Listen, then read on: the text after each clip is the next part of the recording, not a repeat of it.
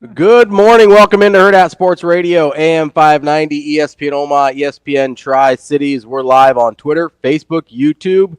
That is Jared Hall. I'm Ravi Lulla here on the Pillar Exterior stage. What's up, Jared? Hey, I'm here with you. Yeah? I am here with you. You are. And, we teased about a minute before we went on air. You said, I am not Damon Benning. No, you're not. Because I am too... Did you say pasty? No, I said you have too much of a beard. I don't know where you got pasty. I think that was just in my own head then. I mean, I'm not wrong. You are a little paler. Either. A little paler. Just a little bit. Just a little bit. A couple shades lighter. Yeah. Hey, I appreciate you having me on. Yeah. If you haven't met Jared before, he's from the No Block, No Rock podcast, as you probably couldn't tell by all the gear that he's wearing. Yeah, I do have my NBNR joggers on too. He doesn't. They don't have branded shoes yet, so we're working on that. But we appreciate Jared being here with us this morning as DB's out at his team camp for Westside for the week. Going to set up the show real quick because we do have Mitch Sherman coming up at 7:30 from The Athletic. Mitch was kind enough to be flexible with us this morning. Coming up at 8:30, we're going to talk to Steve Sipple from Husker Online. At 9, we've got Mike Schaefer from Husker 24/7. And then we're going to try and catch up with our guy DB at 9:45 to wrap up the show if he's done with team practice by then. So let's go, baby. That's the show for today. We've got a lot of good stuff for you. As you heard, lots of stuff from SEC Media Days, but before we get into that, Jared, have you ever hosted a 3-hour radio show before? I don't think I have. Although sometimes those NBNR podcasts run a little long. They drag. I think the one you did with me was like a full 2 hours. Yes. Hey, sometimes you get going on a good topic and get rolled some rabbit holes. Yeah. Well, we never chase those on this show. I can assure you. Okay. No rabbit holes can be found here. I don't know how to feel about that. I kind of like going down those rabbit holes. We do. I tell people this all the time. I put together a rundown, and if we get to more than about 25% of it, then something probably went wrong. Okay. So there's some tangents that get chased a little bit around here. Well, you had said if you come up with any topics, let me know. And so I was making some notes, and you did not let me know though. No, I did not. You forgot the second part of that equation there, bud. Well, I was in my own head a little bit. I'm like, okay, you had said this is a 3-hour show. It is a 3-hour show, yeah. Like typically for NBR. Like Gilligan's Island, like 3-hour tour, Yeah, I did some over preparing. Okay. I always hear it's better to over. That's true. Than under. It's true. So nobody likes rooting for the under. I killed it, man. There's so much. So many topics. Like I come up with so many talking points. I'm like, I'm not going to tell them. I'm kind of curious now. If we get to 10% of it. Jared will be back on Friday as well for the show. So if you enjoy him, well, God help you. But you can also check him out on the No Block, No Rock podcast on, all the platforms. So let's start off. Did you watch any home run derby last night? Listen, I was going to say, we got Shane on the ones and twos back here. I'm like, he's going to play us into last night's national anthem. And he did not, which I don't know how to feel about that. I'm like, on one hand, I want to hear it again. Yeah. Just because at the time, I'm like, am I hearing this? Yeah. Is this real life? Am I dreaming? Is this just fantasy? Is this an acid? Yeah. And it was real. As far as I can tell, it was real. As real as anything is in the simulation that we live in. Dude. That kind of overshadowed the home run derby a little bit. So a buddy of mine, shout out Heath, he texted me as I'm like wrapping up my tennis lesson. I do tennis on Mondays. And so I'm like wrapping this up, and he texted me. He goes, I don't know if you're watching the home run derby, but have you seen the anthem? And I was like, no, I'm going home to watch right now. And so he sends me the clip of it. And I'm watching it. I'm like 45 seconds in. I was like, it's not good, but it's fine. And then around the 1 minute mark, it just totally falls off the rails. You're right, because there's like little nuggets in there. Yeah, where you're just like, that's not great, but it's okay. Like she's not doing good, but she can turn this around. Yeah, you're like, it sort of seems like she might be finding it. Like she's kind of holding a note, and then and then you know the part that everybody, when the Rockets red glare, it is because you're going up, you're hitting those high notes. And it was as soon as she went for the win, I was like, come on. I was like, Heath, this is not that bad, bud. Like, come on. Like, it's not great. She seems nervous. I thought stylistically she probably is, because I don't know who that artist is. I've never heard of her. Never heard of her in my life. Never heard of her. But just the way she was singing, she kind of has that like breathy, raspy voice. I was like, that's probably not a great choice for the anthem. Yeah. You kind of want one of those like, you know, one of those like big voice, like, you know, like a Mariah Carey or like one of those. Whitney, like, classic. R.I.P. Of course. I don't think she's coming back out for the but, maybe the All-Star game, but not the home run derby. But you need but you need like a classic, like, I mean, they used to call them like crooners, but you need like the big voice, the classically sounding artists, not the kind of not Carl Lewis or Roseanne Barr. But when if I should have known this, I should have waited, because I know when you get to the Rockets red glare, that's when people get in trouble. Yeah, and boy did she get in trouble, and she never found her way out of the ditch. No, and I thought she was like firmly in the ditch, and then the very end, the home land of the free, the land of the free. You should do a little. I'm not gonna do a rendition here, because you're like land of the free. It's like, well, hold on, I got to hear it in the context of the melody, Ravi. Well, I was trying to remember which part she screwed up on. Well, that's a wide. It doesn't really narrow it down much which part she screwed up on. But I was like, okay, it's probably about she's like living in the ditch now, but I kind of understand what this is. And then she tried to nail the landing on Land of the Free. When you try and nail the landing when you are nowhere near, it's like it's like if she was a pilot and she's like, hey, there's been a lot of turbulence on this flight, but we're gonna nail the landing. But then she does not put the landing gear out. That's kind of what happened on Land of the Free. Yeah.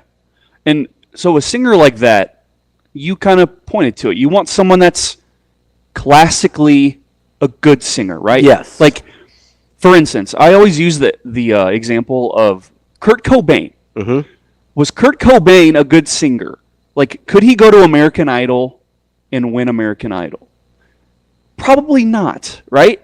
Yeah, he's not going to be, like, he's very talented. Yes, like, and for the type of music he sang, really good voice, but like it's a very specific sounding voice. And I don't want to judge her too harshly. Yeah, she might be great. Mean? She might have great music. It was a tough night for her. I'm trying to think of like what do you compare that to? It sounded like risque, if you know what I mean. You know? And maybe that's my own mind. Like she was trying to do like the like raspy, sexy voice. Yeah. But it went weird with it though. You know? That's not where I went. Like I said, it's probably my problem. You don't want to go in here, man. That might be a you problem, J Hall.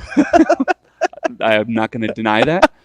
But it's just I got a weird feeling when I was hearing it. Yeah. You know, just a different, like, alien feeling.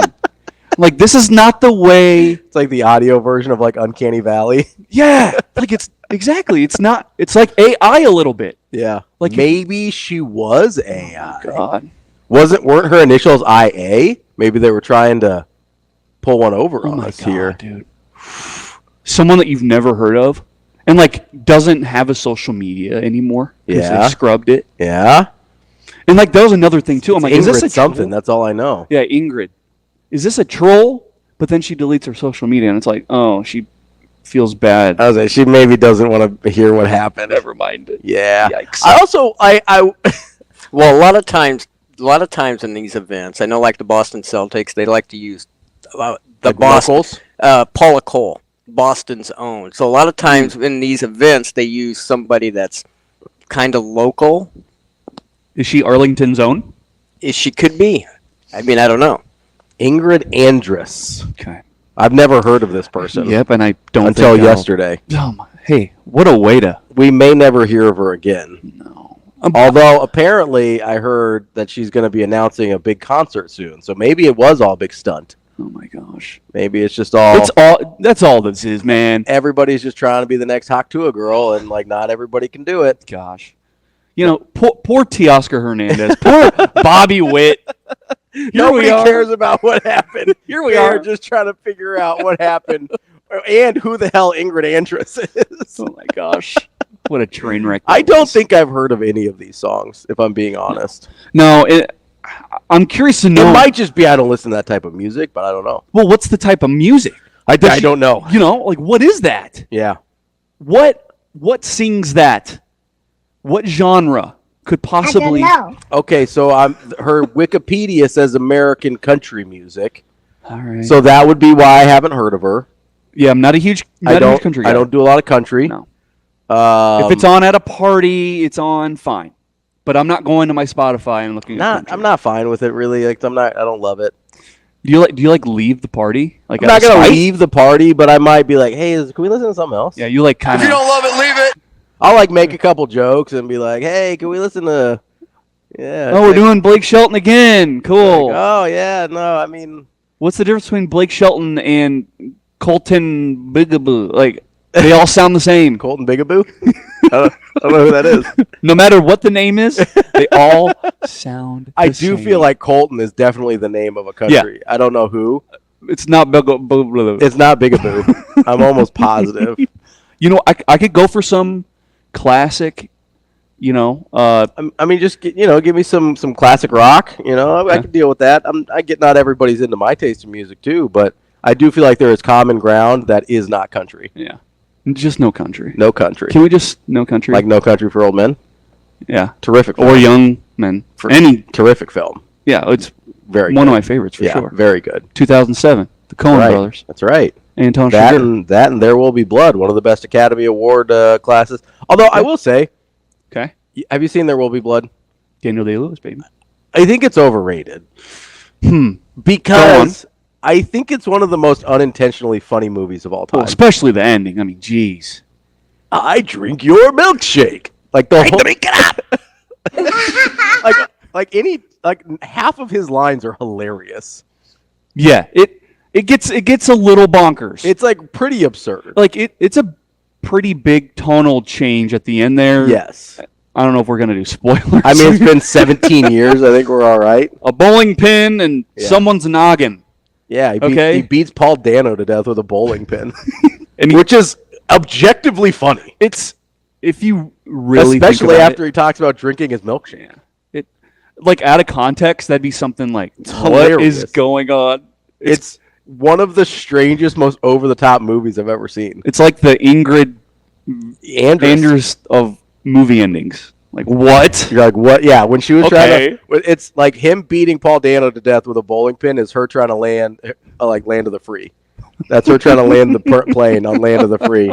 And you're just like, wait, I thought we might like crash land safe in the Hudson here, and we did not. You know, it's hard to imagine a different ending for that movie. Now that ending happened, it's like that had to be the ending, right? I get it. Like, how else do you end that movie? Well, right, because of how over the top it'd been the whole time. But I just every once in a while I just think to myself, I abandoned my child. Yeah. I mean, that was his Oscar moment, though. Yeah. Like, I'm sure. Apparently, like, give me the blood, Lord. Give me the blood, Lord, and let me get away. That was the moment that they showed. I think I probably didn't watch the Oscars in 2007. How old are you in 2007? I was 16. Yeah. I'm not that much older than you. Like, I'm a movie buff and everything. I would like to think so. Yeah. You know, and I know Shane's a really good movie knowledgeable person. He's got an interesting wheelhouse. How do you? Oh, come on, Shane. How does Shane feel about There Will Be Blood? Have you seen that movie, Shane? I have not seen that movie. See, I do like Daniel Day-Lewis. I like Last of the Mohicans is a great movie. He's got like a very specific like sweet spot. So there's some stuff that he hasn't seen. Okay, I know this is a sports show. It's July. It's not really. We could talk about how the home run derby needs to be cut off. Like an hour just needs to be lopped off there. Yeah, it's got to be a 2-hour max. There needs to be a time limit on that thing. Okay. Also, I feel like the rules are way too complicated. Thank you. Throw the ball. Hit the ball. And if you if you attempt to swing, either it's a home run or it's an out. Or it's not a home run. Why am I seeing these bonus Yeah, I don't know what rounds the bonuses are. with like 4 outs? But there's 3, unless you hit one super far, and then there's 4. Dumb. Doesn't make any sense. Like, why are we trying to like the most simple, like primitive, caveman thing in sports? They've made it so complicated. I hit home run ball long. Why are we trying to make it all? I don't know. Crazy. I don't know. I don't understand the point. I don't know why. I don't know if they're trying to distract us from the fact that like there's no like real like there were some good young players last night. Yeah, but there's no real stars in it a lot of the time. I mean, it's true. I mean, look, it's not quite as bad as like the dunk contest is. Yeah, the dunk contest is just a bunch of randos. Occasionally, you still like I think not that long ago. Like Aaron Judge won one, and I think I mean it's going a ways back now. I think Giancarlo Stanton won one. So like you still have some, although they were both younger when they did it. Like you still have some stars that will show up to this thing. Like I think Vladdy won it last year, which I don't know if he's a star or not. He's fine. He's good. Yeah, he's fine. He's fine. And you got Pete Alonso out there who's won it. Like who's fine. I think he's not a superstar. He's better at home run derbies than he is at real baseball. For sure, which is fine. He's a one-trick pony. But like Bobby Wood Jr. is going to be a really good player, but he's also going to stop doing home run derbies. And so I think they're trying to distract you from the fact that, that you're not getting kind of the cream of the crop here.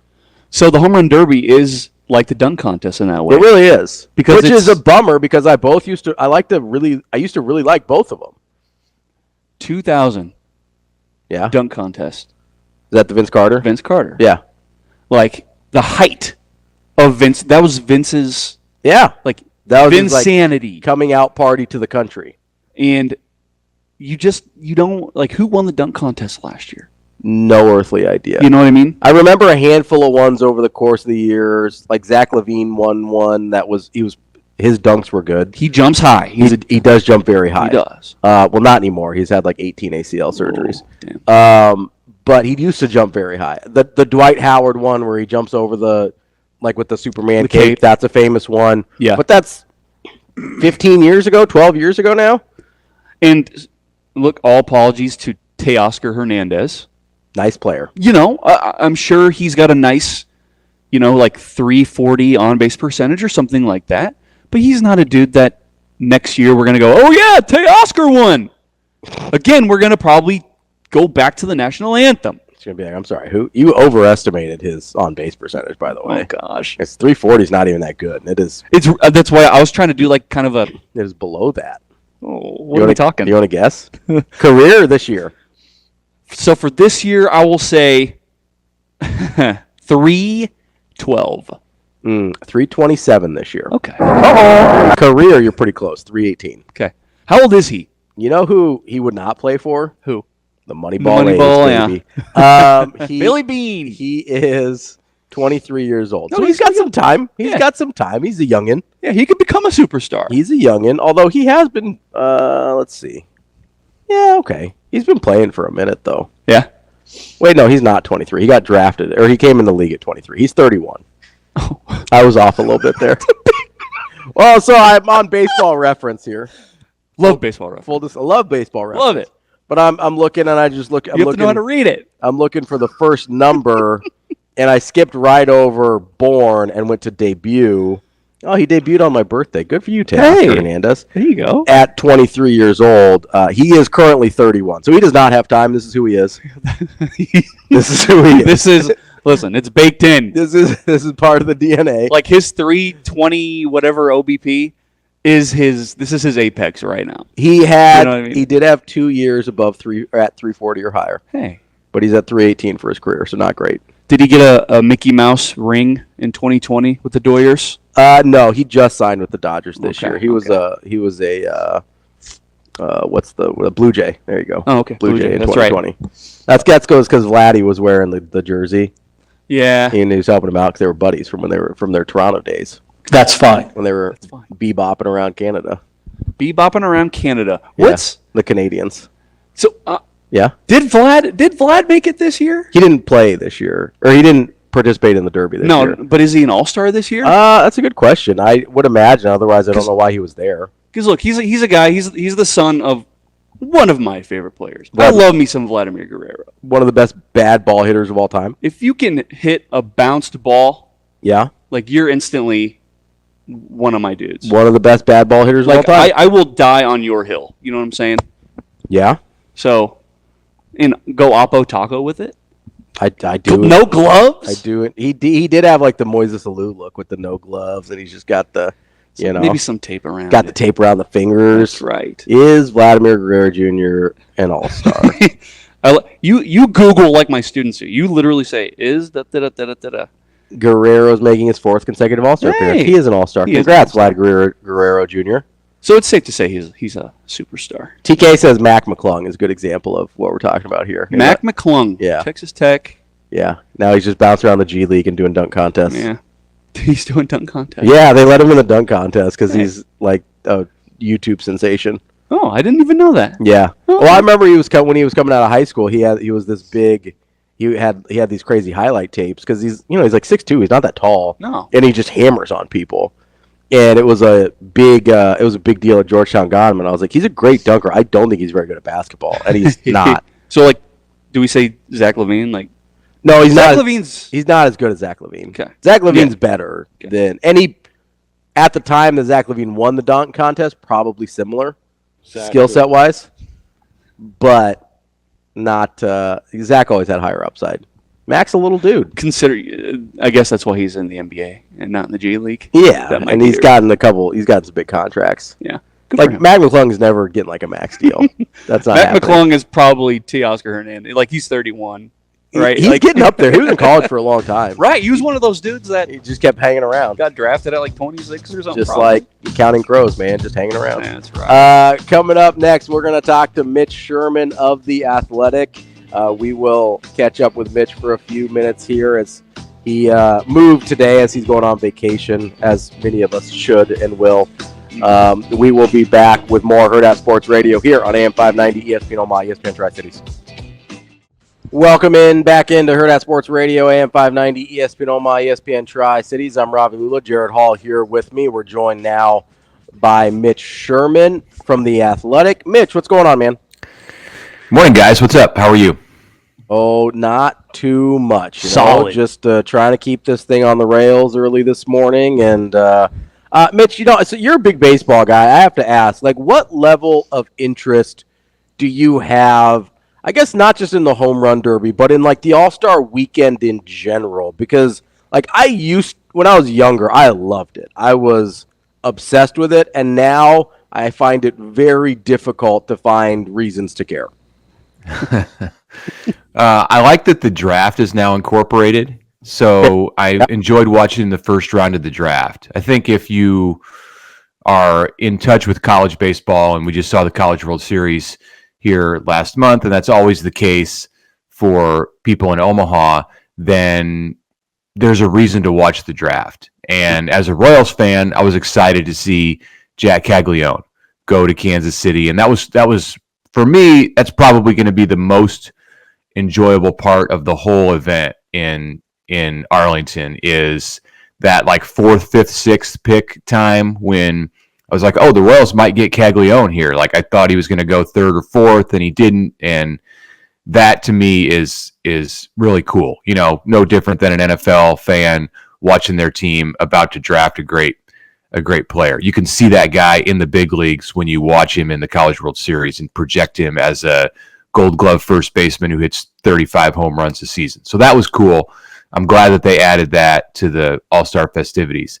The Home Run Derby was I actually fell asleep on the couch watching some of it, and that was with Bobby Witt Jr.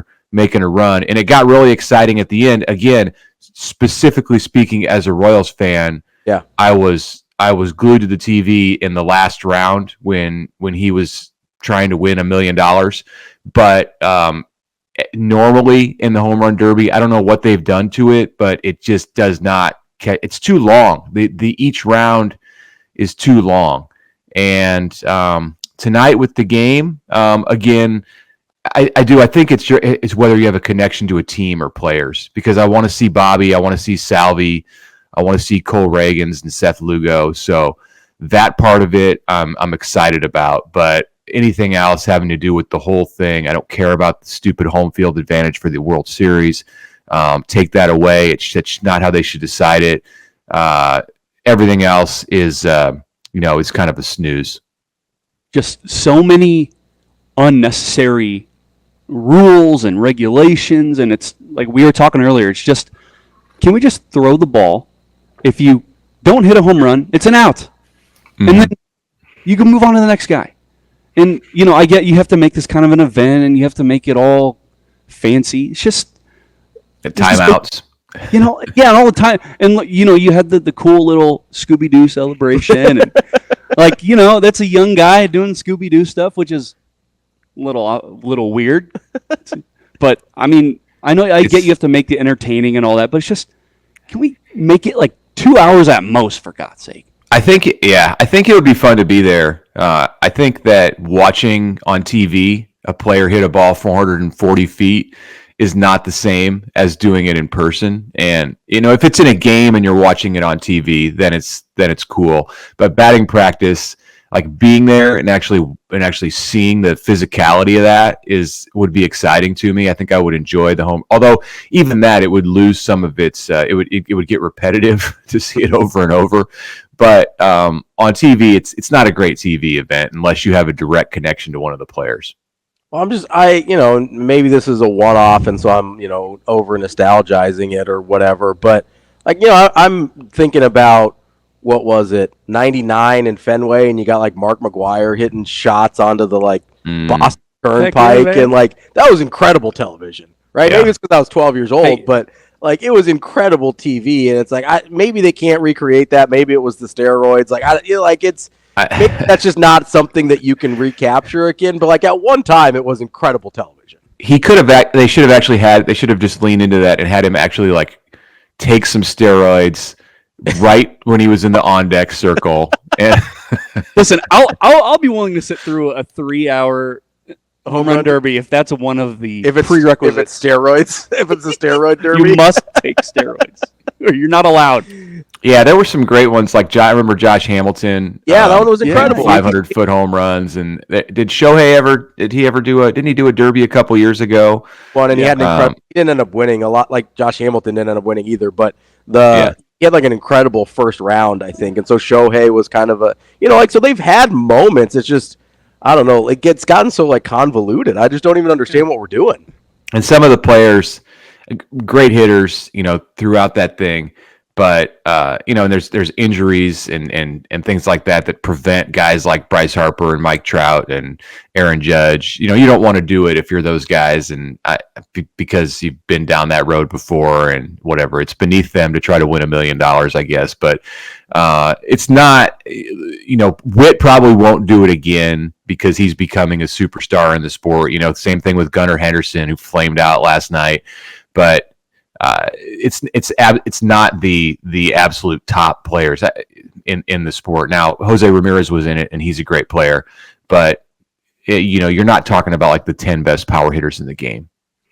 Mitch, we should probably ask you about Nebraska before we get you out of here. But so they brought in a kind of the first of these unlimited staff positions in Mozee over the weekend.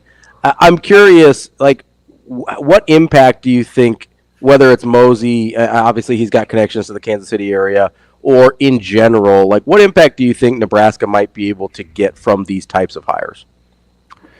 Yeah, it's interesting. In sitting down, I sat down with Troy Dannon last Thursday, and this was one of the subjects we talked about. One of the primary subjects we talked about. All anybody wanted to pull out of that interview was the 3 minutes we spent talking about how grass is coming to Memorial Stadium in 3 years. And I knew that would be the case. But one of the things we talked about was the impact for Nebraska of the unlimited staff positions. And of course, Nebraska has had analysts on staff for a while and was actually part of an investigation during the Scott Frost years that Nebraska had analysts who were coaching, and now it's legal. So now the NCAA, the Division I Council, has said, go ahead, have your analysts coach. We know they were pretty much doing that anyway, so you can pay them more. You could pay them more before, but what was the justification if they technically could not coach? Now they can coach, and you can go get a guy like Jamar Mozee,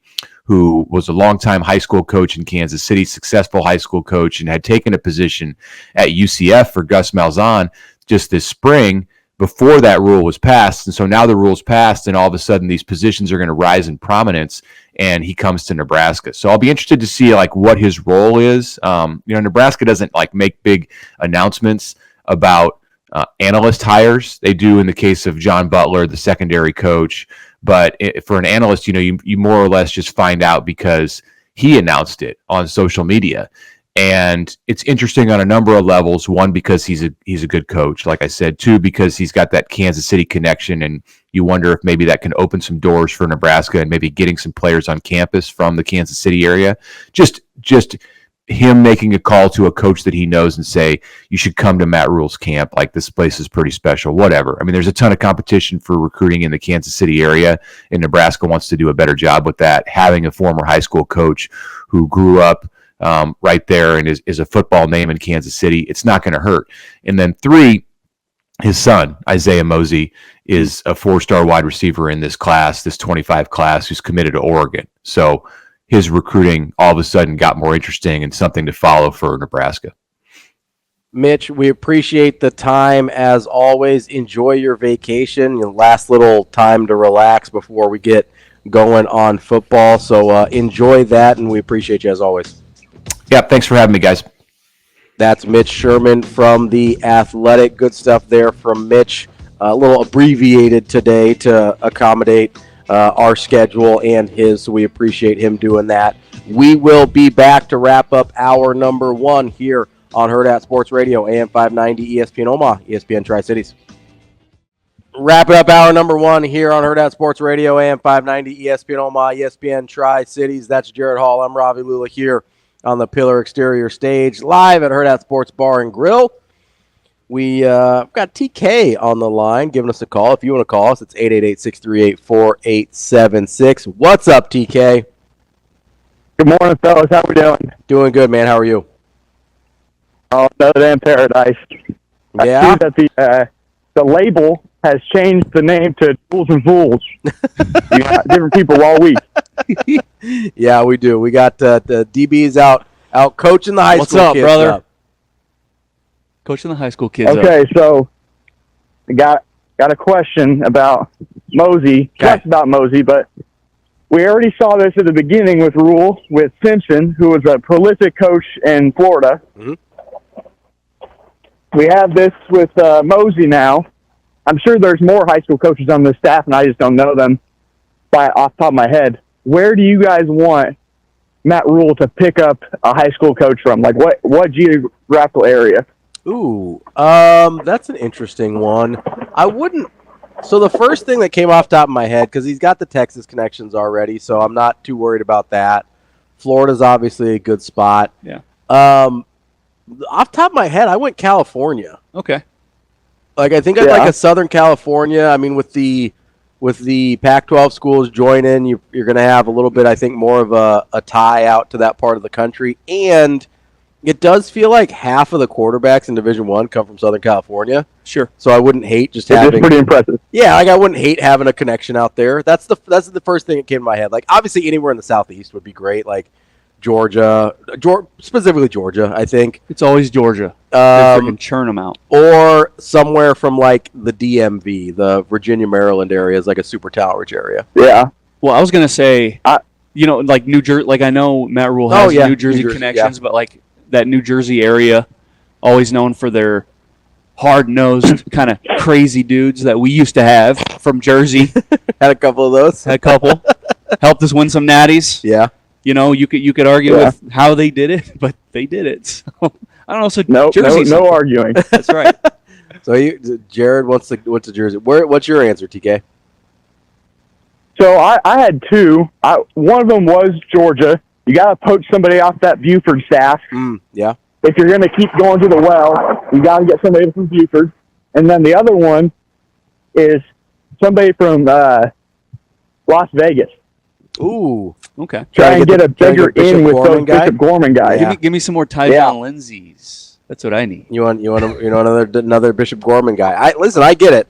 If you can get somebody from Bishop Gorman, that's great. I think, I mean, I kind of struggle with Vegas just because outside of that program, I just don't know how much it gets you. Which that's a great program to be in with. Don't get me wrong. Right. But the state in general, you're not getting a ton. They play a lot of the really good teams in the surrounding states. Yeah, so, like, fair. even though Tony Fucinoe, who you guys had on your show, which is a great interview, I think their team plays Bishop Gorman. He's from Utah. Yeah. So I would, I think another like talent-rich area that I don't think is really talked about a lot, and for good reason, because you have Ohio State there, and so could you find an Ohio connection, Michigan kind of, Pennsylvania maybe? like There's a lot of really good players in Pennsylvania. So somewhere like you're kind of saying kind of that northeast kind of area. Some people might call Michigan and Ohio State the Midwest. Some people would argue that. I would call Ohio and Pennsylvania like the Mid-Atlantic, like somewhere in there is I think it would be a good that's a good call. Ohio and Pennsylvania have a ton of talent. yeah. And that's a highly contested area. Go look at the top 10 people recruits out of Pennsylvania this year. Not a single one of them is going to Penn State. James Franklin? Got a James Franklin problem. What's going on? I don't know. Some people are questioning James Franklin, and nobody's going to benefit more from no divisions than Penn State, because now they don't have to really. Yeah, no, they don't have to deal with Ohio State and Michigan. TK, we appreciate the call, buddy. I appreciate it, guys. Have a great day. You too. My buddy texts me, Tim he goes, hey, hire me on staff. He's 2 miles from IMG Academy in Florida. So let's get a little. Seriously? Yeah. Okay. He lives down there. He's a stand-up comic. Is he really? Yeah. Good dude. Stand-up comic. Yeah. That's a job. Good. He's a fundraising comic. So like people hire him for their fundraisers. Okay. It's a better way to make a living than like going on the road 300 nights a year. Well, I was gonna say, is he like that prototypical like living in my van? No, he's got like he's got like a family and is not homeless, so that's good. That's good. Yeah. Good for him. Yeah.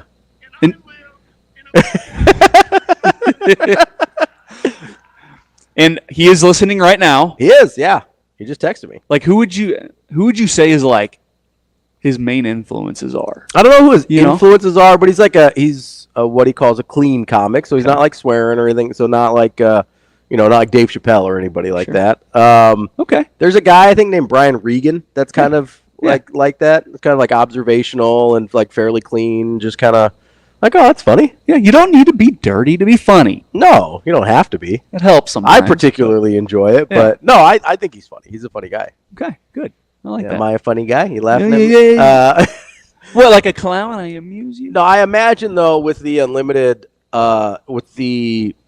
assistant spots now that they might end up with guys from all these places. Yeah, and talking about unlimited coaches, and I think of how Matt Rhule will tackle this, because I think right now where we sit, we do trust in Matt Rhule. Okay, on our podcast we have what's called Timmer. Trust in Matt Rhule. I Timmer. Okay. But when it comes to making all of these hires, how will he handle that? Because we know that he's a very meticulous guy.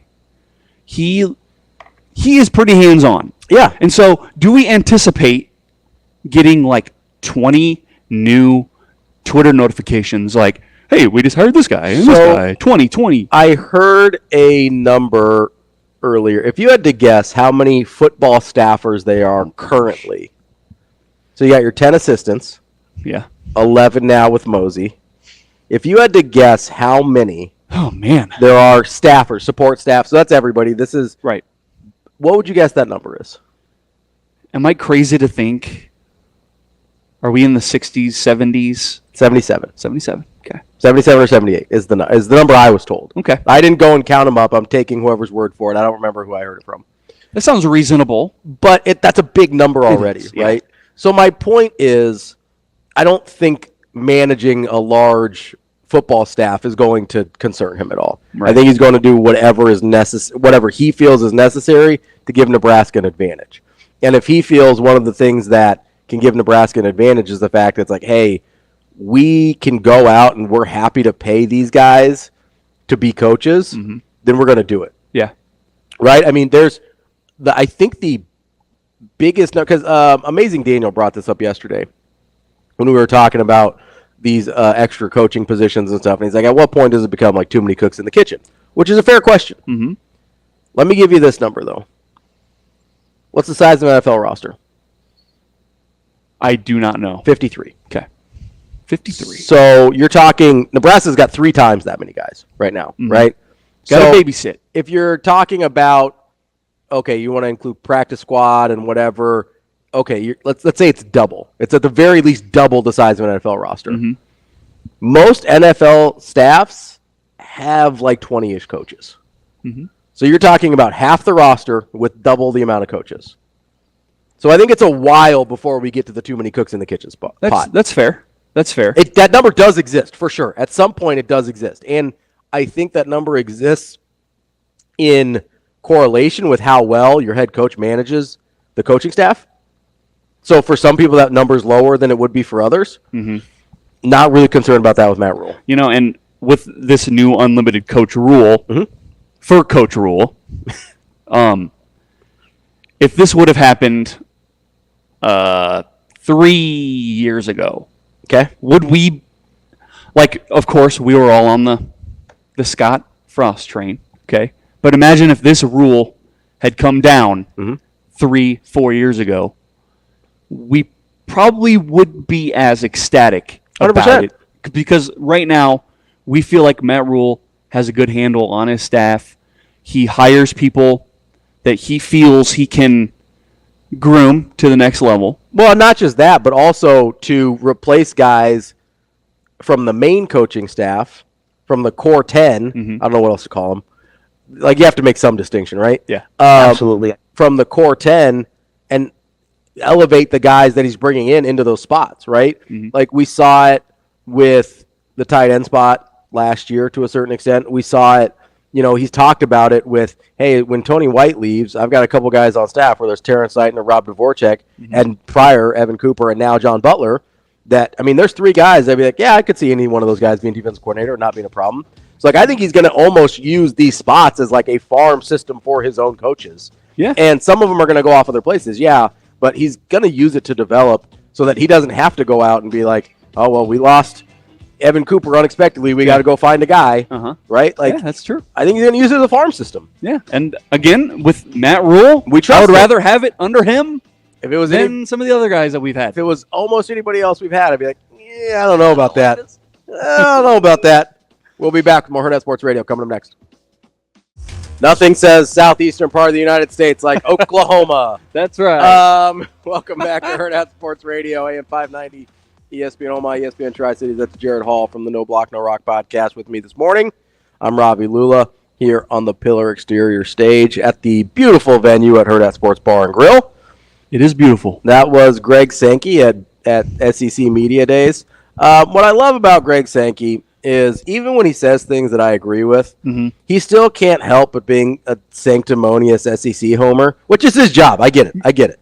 That is his job. He's got to go to bat. He's got to represent the brand. That's right. But I'm just saying, it still means something. Everybody's in the Southeast, just like Oklahoma, who's in the smack dab middle of the country. With the Southeastern Conference, the southeastern part of the United States. I get what he's saying. What? I get what he's saying with the campus trip, and they really didn't. It's not like Cal playing in the ACC, right? Like I get it. I get that part of it. But let's not pretend like anybody in their right mind is like, yep, Oklahoma, southeastern part of the country. No, but I will say, he's talking about preserving rivalries. That's true. I like that. And I'm like, dang, that sounds kind of cool. Yeah. That's the college football that I miss. Texas A&M. And I know you and Elijah kind of got into it yesterday about how college football should look and the new system. How far of a departure we are from what a lot of people are nostalgic for. Yeah. That's, I think, where And listen, Elijah and I were talking a lot about like promotion and relegation yesterday, and I am not under any delusions that that's ever going to happen. My point really was, like, we are so far removed from the nostalgia of what we thought college football was and what made us love college football that we shouldn't allow that to limit the options to make it better now, right? Because it's gone. It is poof, disappeared, like the rabbit is out of the hat. It doesn't exist anymore. People are holding on to something that doesn't exist. Right. And look, if you're allowing that thing that doesn't exist anymore to limit you from perhaps, and I'm not saying if that's promotion, relegation, or just in general, right? Yeah. Like, if that's limiting you from making the best decisions for your sport, that's stupid. If you're letting it hinder you. Yes. And there is like a part of me, Ravi, that thinks... Big hinder guy, huh? Big hinder. Weird. Great reference. I'm not going to sing that song to you. I'm not. Don't do it. Like, there is a part of me, Ravi, that maybe it is the nostalgic side of me. It is. And is there a possibility, right? We just lose our way so much that we just kind of circle back and go, why don't we just kind of go back to the old Big Eight? Like regional conferences. I feel like, and maybe I'm crazy for thinking this, maybe in 20 years or so, we just go back to, why did we ever stray away from this? And yeah, I know. TV and money. So what you're advocating for, speaking of TV, is what we've seen happen with television products, right? Everybody had cable, right? Everybody's like, oh, cable's the worst. Let's get rid of cable. We're going to do streaming now. Now you have 8 million different streaming services, and they're like, hey, there's too many streaming services. I don't want to do this a la carte thing anymore. Why don't you bundle them together for me again? Guess what that is? That's just cable over the internet now. It's just streaming cable. That's all it is. You're bundling, which is fine. But my point is, it could happen. Yeah. Right. Like, because there's a world, right, where you're going. Let's say the SEC and the Big Ten decide, you know what, we're going to do our own thing. Super League time. We got 48 teams.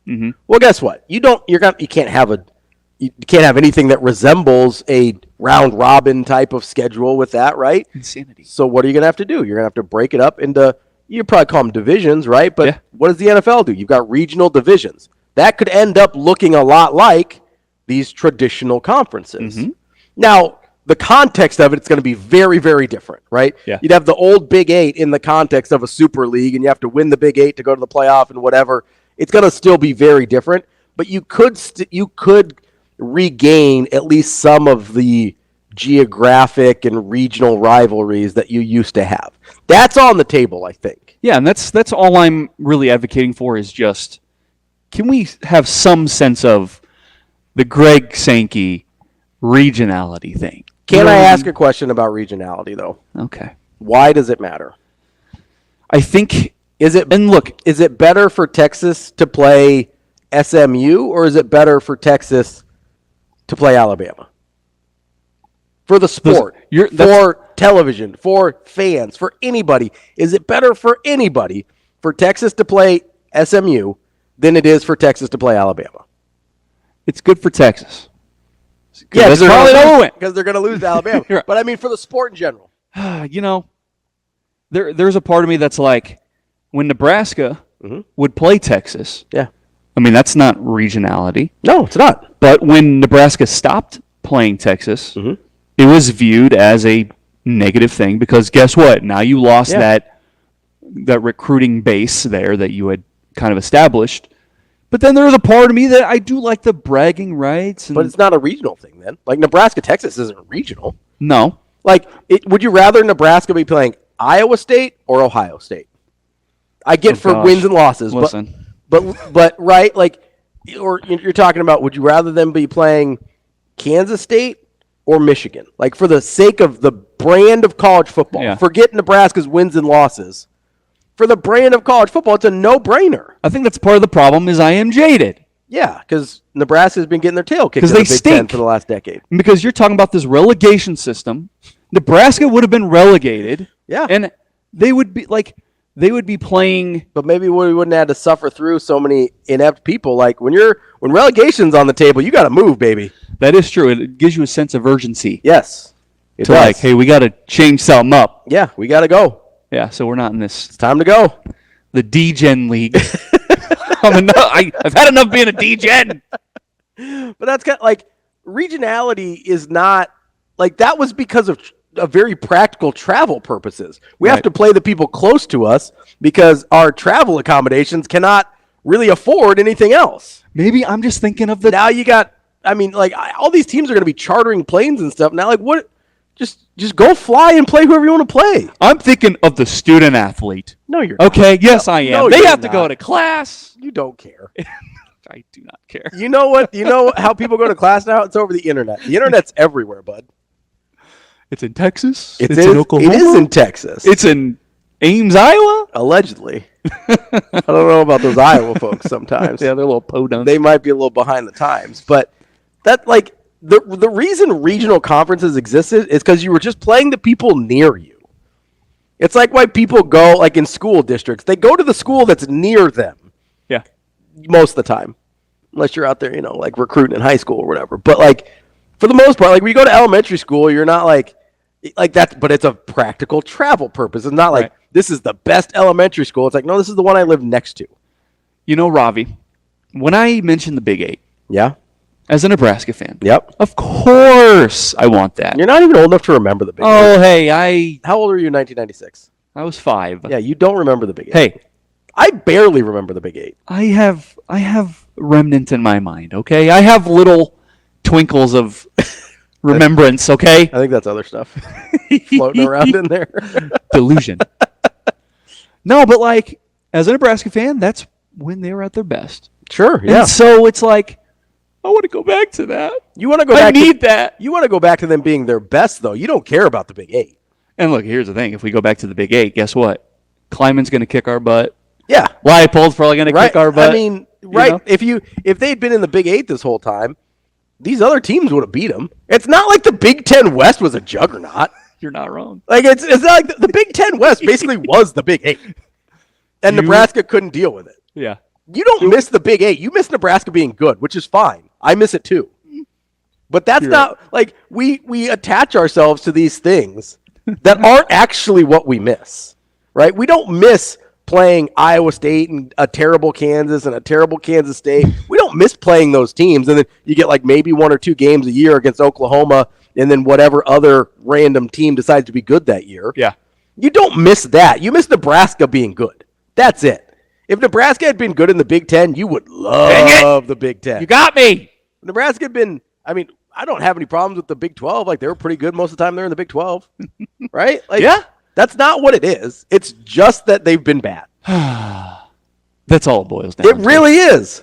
Like my thing is It's the whatever system college football goes to, here's my question. Can Nebraska be good? Will it help Nebraska? And that's why people are mad about the promotion relegation thing we were talking about yesterday. Because Because it's Nebraska would have been relegated.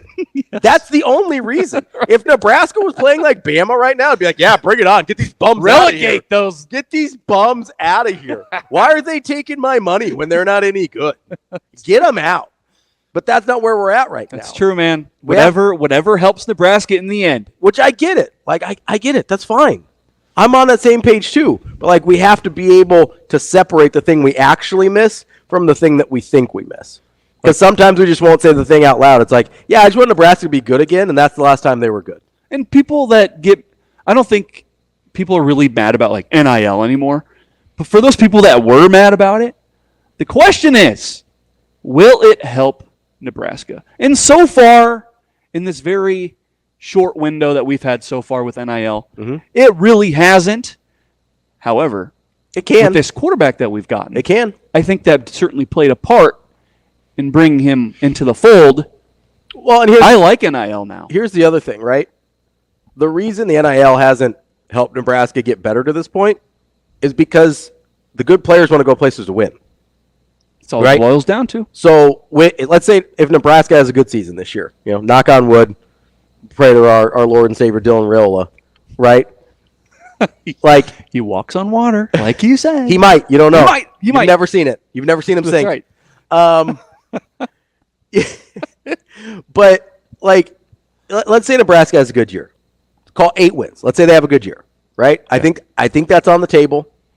I think that would be a good year. I think people would be happy. You know how many more people are going to be interested in coming to Nebraska after you get proof of concept that's like, oh, yep, they can do it. Yes. Right? It's always, I mean, for the last, like, that's why recruiting fell off with Frost. That's why NIL didn't matter as much as it could have, is because it's like, okay, yeah, like, you've got the money and that's cool and you've got the facilities and whatever, but when are you going to start winning games? Right? Because I know that people want to get all up in arms about, all kids these days and whatever, right? These kids still want to win. You know why? Because losing is not fun. Losing is so draining. It's not fun. In your your personal life suffers. Yes. Because it's just torture. Well, especially at a place like Nebraska where people do care. You can go other places and be bad and be anonymous. That's not happening at Nebraska. You think Jeff Sims had a good time last year? Oh, man. No. And I don't even think we were particularly mean to him. But do you think he had a good time? We weren't mean. We were making observations. Yeah, it's like, if you could hold on to the football, bud, that would be fantastic. I think we have talked about this before, Ravi, is despite the losing, we care.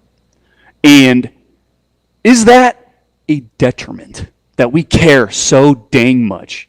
Because it's like an avalanche. When one bad thing happens, and look, people are on social media, and Twitter's not real life, okay? I don't know if that's true. People like to say that to make themselves feel better. I don't know. But it just piles on. It does. And it takes a different person. It escalates. It takes a different person, man, There's a level of pressure there. But here's the thing. If you're afraid of that pressure, that's a loser mentality. Don't come here. It is. Because anywhere you go that matters, you're going to have that pressure, right? You think he's going to Georgia and there's not going to be any pressure? Those people are nuts, man. Whenever people give Nebraska fans crap, I'm like, imagine if you played for Tennessee. Oh, yeah. Tennessee fans. Oh, my God. Like, Tennessee hired a coach and their fans revolted. They rioted. And they're like, just kidding. We're not hiring that coach. Like, they reversed a hiring decision. They are psycho. That's a real thing that happened at Tennessee. Yes. I mean, people at Alabama for the last 3 years have been like, I think Nick Saban's lost his fastball. Yep. He's the greatest coach of all time. They're losing one game every year, maybe. Kirby's our dad now. And they're like, we've lost to Georgia twice in a row. Yeah. Look at Ohio State. Ryan Day should be fired. If Ryan Day loses to Michigan this year, he's fired. Done. He's done.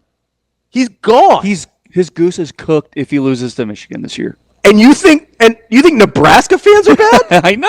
That's what I mean. Like, yes, there is a lot of pressure here at Nebraska because we care. Yeah. But if that deters you from coming to Nebraska, you're a loser. Like, I'm sorry, you are. Yeah. Because any place where you're going to play that matters, you're going to have that, if not more. You think there's no pressure in the NFL? Have you seen the most watched sport in the freaking universe? Have you seen the DMs and Twitter messages these guys get when something bad happens to somebody's fantasy team? Like, Nebraska fans are tame. Yeah. We're passionate, but in general, very kind. Like, you bring up the Tennessee thing. One of our fans ever done anything wrong? We got on board with Mike Riley, for God's sake. It took a couple days, but we got there. Dude, What's that? Like, Greg Schiano's actually a good coach. yes. And Tennessee's like, nope, not for us. Well, look, and if you ask Tennessee fans, they're going to point back to the Penn State thing. Yeah, that's not what it was about. No, it's they didn't think he was good enough. That's all it boils down to. Literally right? It's all wins. And even though Greg Schiano is a decent coach, and Rutgers should be looking decent this year, Tennessee fans said no, and I'm going to graffiti everything. Yeah. I'm going to tip over this van. They literally had a riot until they're like, just kidding, that's not who we hired. That was a bad rumor. I don't know what happened there. Oh. This is awkward, right? Like, disaster. Nebraska fans, compared to almost any other fan base that cares at all, are the most gentle fans in the world. It's unreal. And the only people that think Nebraska has too much pressure are people that haven't been anywhere else. Yeah. Or that they're like, oh, well, I mean, Iowa State doesn't have this kind of pressure. It's like, yeah, it's Iowa State, man. They also haven't won anything. Go to Texas A&M, man. That was the funniest thing when Trev left. which is like, oh, you think it's going to be better there? Of all the places you go, you want to talk about. He goes to a place with more pressure that hasn't won anything in 100 years. Those people. We talk about Tennessee. Oh yeah. No. Listen, Texas A&M. I'm not afraid to call them freaks. Yeah, they're full on psychos. They haven't won anything since the 1930s. Yes. But they want to just. They're swinging their big Attitude. bollocks around. Their big attitude. Like they act like they're Bama. They think they're Bama. They do. It's like, I get your colors are almost the same. You're not Bama. No. It's a different shade of red, brother. Like cool. Like Kyle Field is cool. And, it's fine. Your creepy Yell squad. Your cadets. Is that what we're calling them? Cadets? I think some of them are technically in the military, so, like, thank you for your service. But aside from that. See, and that's the thing. I think that's kind of the thing is we don't really know, like, are these guys in the military or are they just, like, I don't know if it's, like, actually a military, if it's, like, an ROTC situation. I really don't. But it's the M in A&M stands for military. Yeah. I really don't know. I don't know if they're, like, fully enlisted. If somebody knows, TK probably knows. TK knows, or Steven, my actually guy, if you guys know. He's the actually guy? Steven is, yeah. My guy, Steven Young. Does he do Not Steve Young. Does he, like, really spell it the actually part? Like, actually? Now he does, because they kind of, like, have made it a thing. Yeah. But I like Steven. He's a good guy. But this is I'm sure somebody knows if they're, like, actually fully enlisted or if it's, like, an ROTC situation or what it is. Yeah. But... So I don't, like, if they're actually in the military, then I don't want to make fun of them as much. But still, the whole, like, no, butt it's strange. slap It's weird. And the kissing, it's weird. What are we doing? What are we doing here? And it's not just us. Do you remember that video that came out when Texas A&M first went into the SEC? They released a video with, like, people affiliated with the university wearing, like, Alabama shirts, or they were wearing Tennessee shirts, and they were doing, like, the Tennessee person would do a Tennessee, like, thing. Like, these people are weird, man. Yeah. Like, this is their entry into the SEC, and they're going out there and going, oh, roll Tide! What?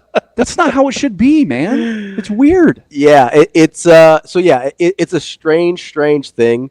So if you can't deal with the pressure at Nebraska, I challenge you just to find any place where you're playing major college football where there's less pressure. If you're a quarterback, yeah, you are afraid of 90,000. Yeah.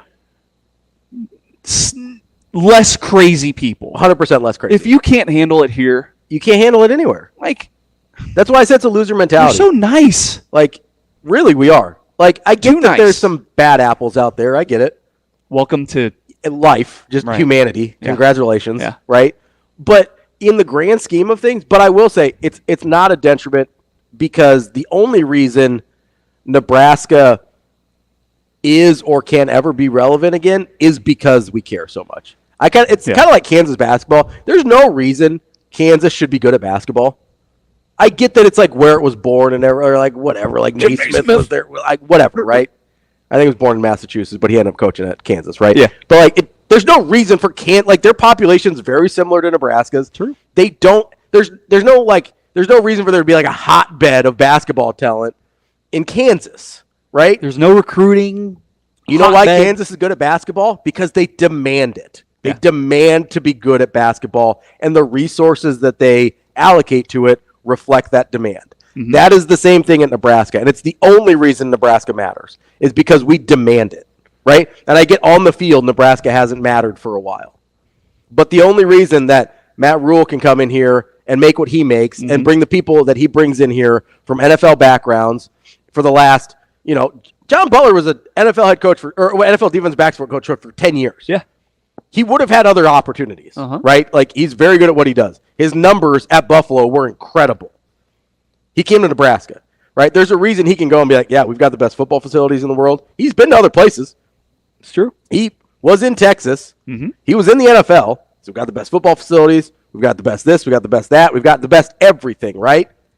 Why does that exist? Best because fans. 1.8 million people in the middle of the country demand that it exists. Yeah. That's a beautiful question.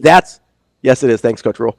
Like, that's the only reason. So you don't get, DB says this all the time. You don't get this life without me in it, right? You don't get all of the stuff the positives you get from the fan engagement without having a little bit of pressure. And to be fair, like we just pointed out, it is way less damn pressure than any other place that has what Nebraska has.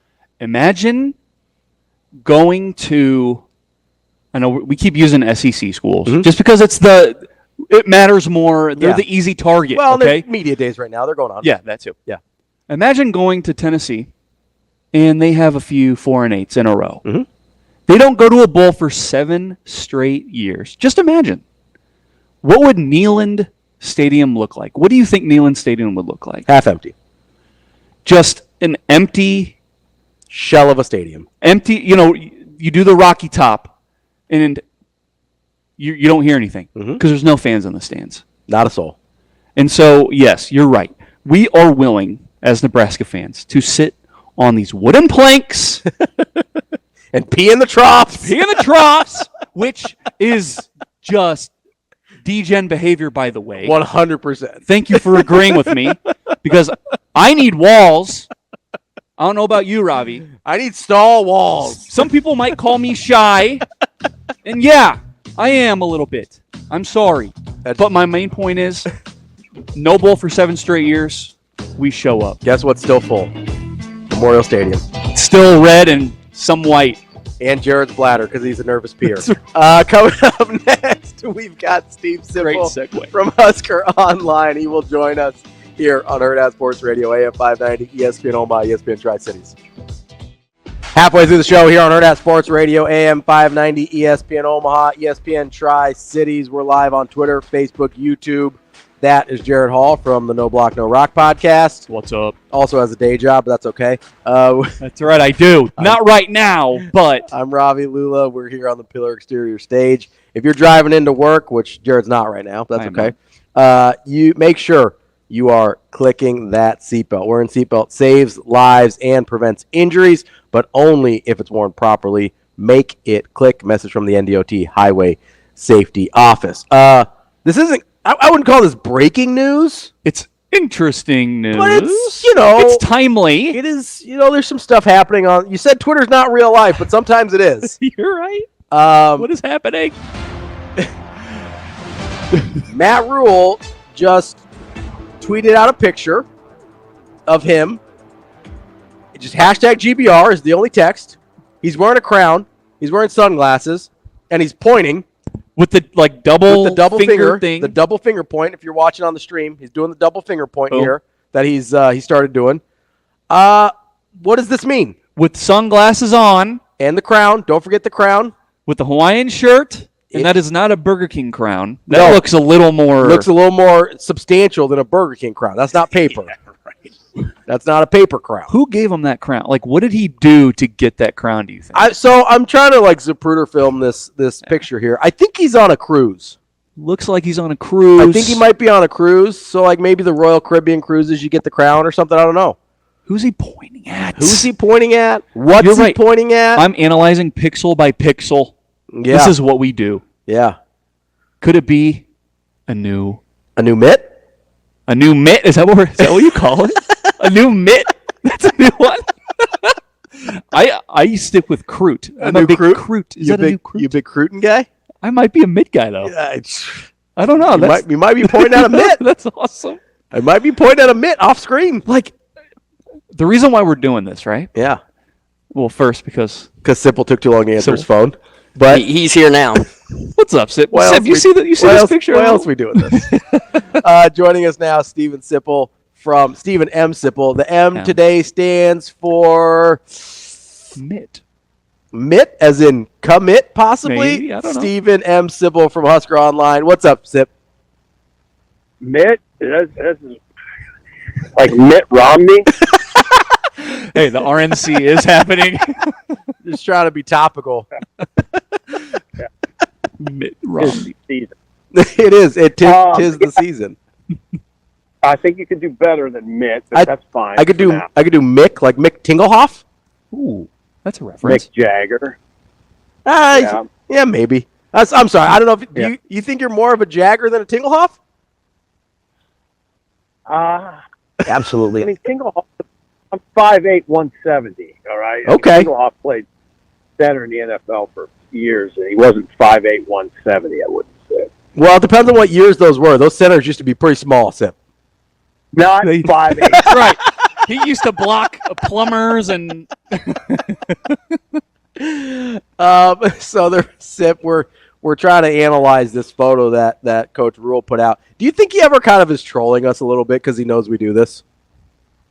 Well, you're assuming that I know what you're talking about. I don't. Mm. What photo did he put out? So he tweeted out a photo. He just hashtag GBR, and it's just him wearing a crown and sunglasses and pointing to someone off screen.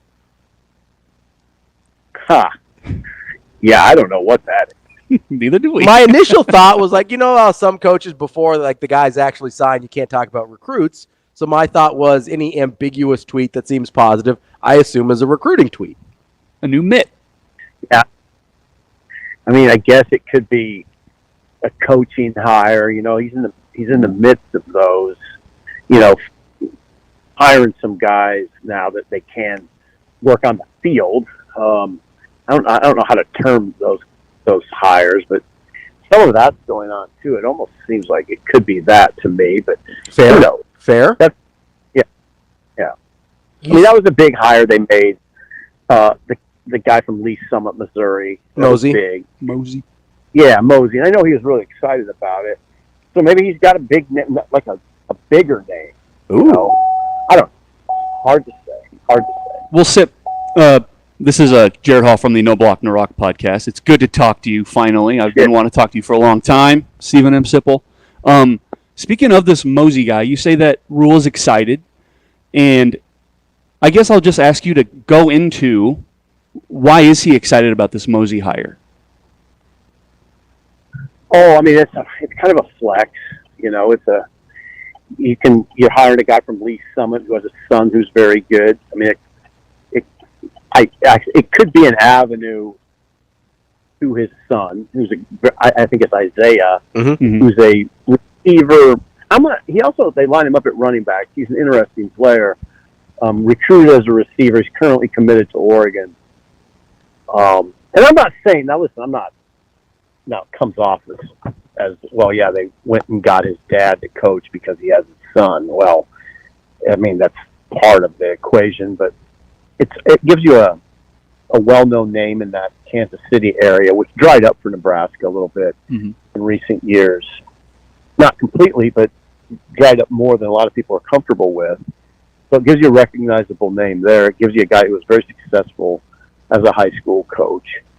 So yeah, I mean, I know Rhule was excited about that. I mean, from what I've heard is you might see the elder Mozee on the road as a recruiter. I think it's very possible. He's, this is not a small hire. I don't know exactly what he'll be making, but I have a pretty good idea because I know other people who tried to hire him. And I know what they're going to try to pay him. I think Nebraska. And here's where the Big Ten, I guess the money comes in. The Big Ten can flex in these situations. And, if there's a school from another conference, we'll just say other than the SEC or Big Ten, that wants a coach like this, they're probably not going to be able to compete with the Big Ten financially. That's where this is. I just bring this up because it's a great example of where the Big Ten and the SEC have an advantage, the money advantage. You can go get a guy like this and pay him a lot more than, say a team in the Big 12. I mean, I'm not even saying UCF, but a team in the Big 12 could pay him, or a team in the ACC, or a team in the Mountain West, whoever, Conference USA. They just can't. The Big Ten, you can come in and flex and get it. Sip, you mentioned, they're working on some other guys. I'm not going to ask you to name names or anything here, but I'm just curious how you think they're going to go about filling some of these spots. And I guess, it's an unlimited number of spots, so it's kind of an open-ended deal here. But how do you think philosophically they're going to approach these spots? There's different ways to do it. I think it's kind of an NFL model, right, where you hire like an assistant offensive line coach and an assistant secondary coach. By the way, I think Mozee will work with the secondary. I'm not positive; it hasn't been announced that way. In that, like that you could do it that way, right? I don't think it'll be exactly that way, like across the board. I don't know how. I don't know exactly how Matt will do it, but I imagine you're looking at about 10 additions, and I don't think these additions will make the sort of money that we call the full-time 10 assistant coaches or 9 assistant coaches. Sure. I don't think they'll make. I don't think any of these new hires will make $670,000 annually, like Evan Cooper was. Right. But they're not. On the other side of it, I could see it being $150,000 a year, $200,000 a year in that range. So yeah, I think that's the model. That's as close as I can get to it, and I do think we'll see some more names come out before Big Ten Media Days, and I think that maybe right prior to Big Ten Media Days we might get the full allotment in an official banner. I don't know if he'll be ready. I don't know if Matt Rhule will be ready for that or not, but I wouldn't be surprised.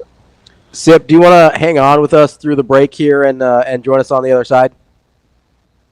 Sure. You got a minute to do that?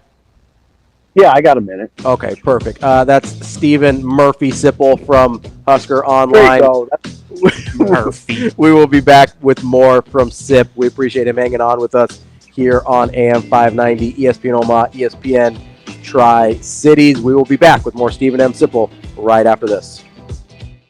Wrapping up hour number 2 here on Hurrdat Sports Radio, AM 590, ESPN Omaha, ESPN Tri-Cities. We are rejoined now. That's Jared Hall from NBNR. I'm Ravi Lulla.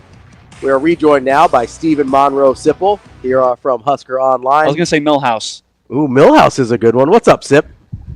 Yeah, Monroe and Millhouse. Now you're talking. I love it. Listen, I wasn't on my game earlier. I apologize. We're recovering, We're bouncing back. Yeah, Mitt Romney. We had to recover from Mitt Romney. Oh, man. Sip, so, you mentioned we were talking about the kind of putting together of these, I don't know what to call, auxiliary assistants? Is that auxiliary? I mean, so these kind of periphery assistant coaching positions. Yeah. So you expect them to kind of, like, you don't expect this to be a slow trickle kind of throughout whatever. Like, you expect them to make a hiring of a group of guys and kind of have that be it, right? Well, I think so, because they got to get them. I think you have to get them in place for camp. Right. And camp begins July 31, so it's right on us, pretty much right on us. So, yeah, I don't know. I don't know if you can still have a slow trickle now. I mean, it's July 15th, or 16th, wherever it is. No. So I think I think they'll start coming out a little bit. I don't know what form it'll take. It probably depends on the person, how active they are on social media or inactive they are on social media. But it's funny. I only laughed when you said auxiliary assistants or peripheral, because I don't know how to name them either. I don't either.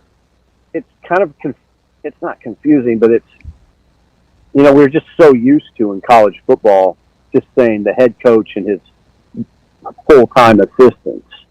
So now I don't know exactly how we're going to do it. His 9 full-time assistants or 10 full-time assistants, whatever the case may be.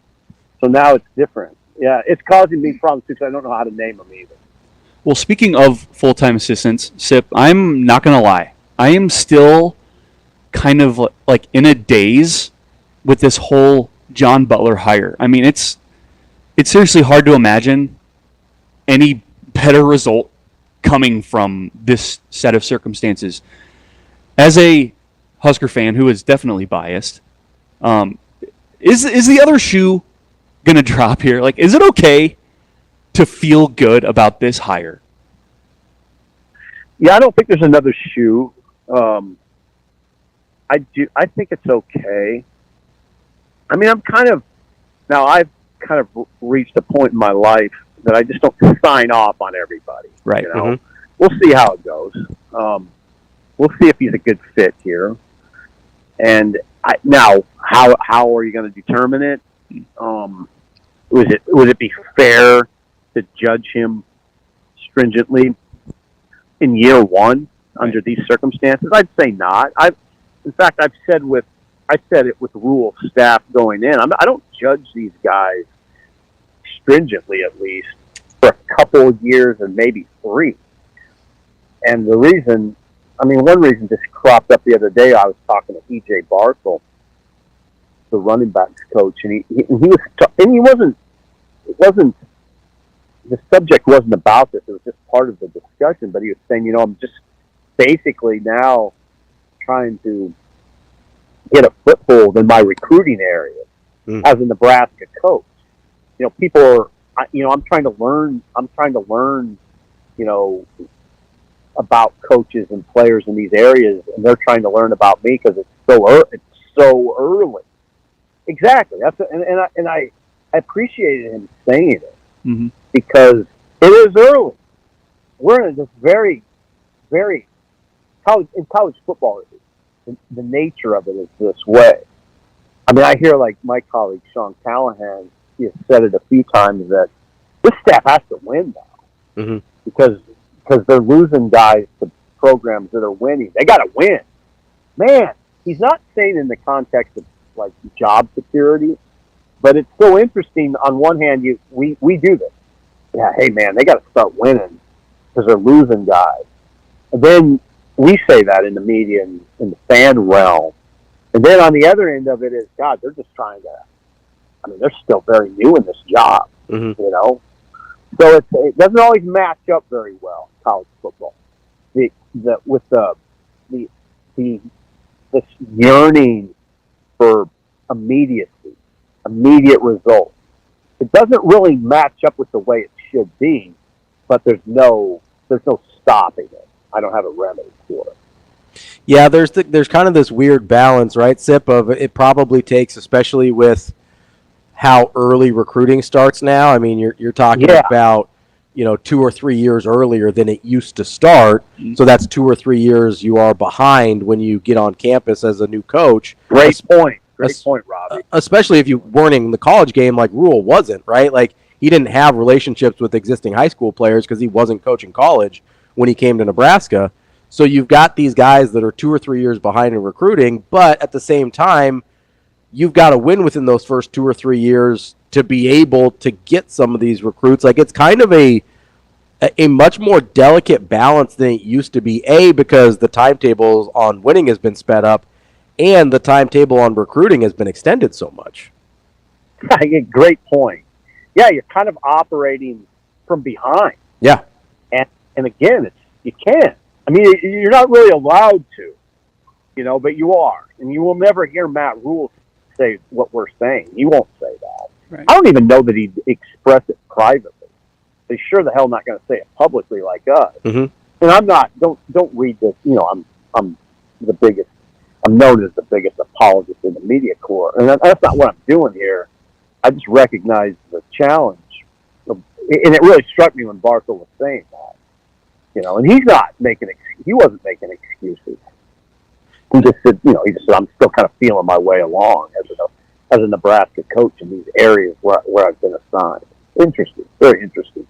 Well, yeah, and it's, I think there's some value just to acknowledging, like, hey, this is what the situation is. That doesn't mean they can't go out and still do what they need to do and do their jobs, but like the situation is challenging, and you do have things, whether it's NIL or the transfer portal, to kind of help offset some of those challenges. But if you don't, I feel like it's one of those things where it's like, if you don't acknowledge the situation you're in, you're never going to be able to navigate it. Right. It's just, it always goes back, and now you're talking to a 58-year-old. It was, Nebraska was in a great spot for so many years when they were sending the same guys to the same spots over and over, and there was no need for introduction. There was no, George Darlington has been coming here for 20 years, and there was a benefit. It helped. Frank Solich, as a running back coach, he's been going to New Jersey for 20 years, 15 years, whatever it was. No introductions needed. Coaches would call them, because they knew him so well. There's benefits to that. And Nebraska, with all the tumult and all the changes over the years, I would always say, when you start that revolving door in the coach's office, you're begging for mediocrity. You're begging for it. I mean, that's you just fall in line with a lot of other programs that have shifted head coaches, shifted assistants. So many guys have gone through those doors that you forget a lot of them, and that's. I mean, it's necessary. You have to make changes when it doesn't work. But again, we're just talking about mediocrity. And of course, what doesn't help matters is the introduction of like actual money, right? I mean, that just amplifies the pressure even more, because then you have fans who, of course, will use the argument that we're basically playing professional football now, right? There's no excuse. Like, I am paying this player through my NIL thing. This dude better perform, or I'm not going to pay you any more money. Yeah, there's also that complication. I mean, there's good in that, because you can. I guess one good way to put it would be you can address your needs more quickly now. If you got holes in your roster, they're easier to address. They're easier to address. I'm not saying easy to address, because everybody's trying to get good players in the portal. They're in the portal, but fortunately, Nebraska is really, really well positioned NIL wise, and they've done a good job with it.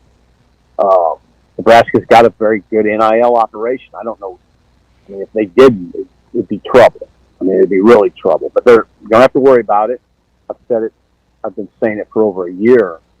The least of Nebraska's concern is its NIL operation. It's the very least of their concern. Sip, is there, going back to kind of these auxiliary assistants, is that a way you think Matt Rhule might try and hack that lack of familiarity by hiring guys that are familiar in those areas? I mean, we saw it with what he kind of tried to do with Bob Wager in Texas, and obviously that didn't work out, but we've got Philip Simpson down from Florida as well. You've got Mozee from Kansas City. Like, that could kind of be, I don't want to say shortcut because that has kind of a negative connotation, but a shortcut to familiarity with these regions where Nebraska is working a little bit behind. Yeah, you cited three pretty good examples, and you got to be careful with it, though. I mean, I've heard people talk about you go hire a head high school coach from a specific area. Well, what if that head coach has been beating up on teams in that area? I mean, are those coaches going to be overly friendly to him? Yeah, they might not be a big fan. And you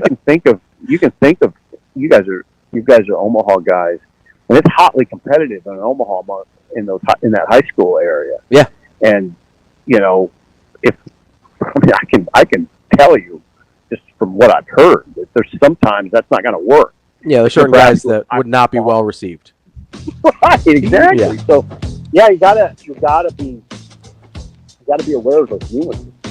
But Rhule, as you guys have probably ascertained, he can handle nuance. And I trust him on the topic. I guess that's the best way to put it. I trust a lot of what he's doing. That is Stephen Magnus Sipple from Husker Online. Sip, we appreciate the time as always. Thanks for hanging out with us. Yeah, slow start on the middle name, but then great finish. Thank you. Land of the plane. Felt like I nailed the landing. We'll talk soon, Sip. Yeah, you did. Good job. Good late round five. Good job. You ain't knocked out. More Hurrdat Sports Radio coming up next. Kicking off hour number 3 here on Hurrdat Sports Radio, AM 590, ESPN Omaha, ESPN Tri-Cities, KFOR in Lincoln for this third hour. That's Jared Hall, who's not in the stream right now. Nope. Get back in the I'm stream. getting in there. Get back in the stream, I'm man. trying. He's from the No Block, No Rock podcast, where apparently they don't use technology. I'm blaming the guest Wi-Fi here at Hurrdat Sports Bar. How dare you disparage the guest Wi-Fi here? I am plugging the place that we are at, so you should come here when the place is open, because they have great food and great drinks, and But Great the TVs. Wi-Fi is low. Great TVs. Yes. Well, most people aren't trying to stream a live broadcast on their phones while they're watching a game here, so that's probably part of the issue. Yeah, we got a lot going on here. Listen, I'm saying if we're a sports bar, man, Yeah. we should be like, just have cables all around, so there's no issues. Like we shouldn't be having this issue. I've never had the issue while I was here watching games. That's fair. I think we're asking a lot of that. We're putting a lot. We're putting a lot of stress on. We are. We got lots of people streaming. We're doing a lot of stuff here. We're good now. We're efforting Mike J. Schaefer. He should be joining us here in a little bit. But good stuff there from Sip. Yeah. We love talking to Sip. Sip's a good old school guy. Yeah. Changed his name a few times for him. Yeah. So while I feel like a penguin. That's about right. Classic Sip line. Man, that dirt looks amazing. So while we're allowing our hype train to get away from us here, as we view pictures of Matt Rhule, I think on a cruise, Still deciphering. not sure who he's pointing at, not sure why he's wearing a crown, not sure why he tweeted. Maybe he just want to be like, hey, even on the cruise, I'm still all big red. Maybe I don't know. Well, he knows what he's doing, man. That's why I asked. We're freaks here. That's why I asked Just Sip if sometimes he kind of trolls us a little bit, just messes with us a little, or maybe something great's happening. Maybe something great's happening. Something great has to happen. It has to happen. Have you allowed yourself to think? Have you allowed your mind to go to this place of I know we're all trying to temper our expectations and be rational and be like, hey, we just need reasonable QB numbers out of Dylan Raiola. Have you allowed yourself to wonder, what if he's awesome? What if he's and then have you allowed your mind to go there? And then I would throw that back to you. Define awesome, right? Are we talking 30 touchdowns with 7 picks? Is that awesome? Yeah, let's say it's, You know what I mean? 3,500 yards, 30 touchdowns, and under 10 picks. I am not allowing that. You're not allowing yourself not to allowing that. entertain that. What No. about We've got Mike Schaefer here. what by the about way. 3,000, 25, and 10? Still too Too good? optimistic. Still Yeah. good? Okay. I can't do it. We're joined now by Mike J. Schaefer, our guy from Husker 24/7. What's up, Schaefer? Oh, just having a day. It's 9 a.m. So, Yeah.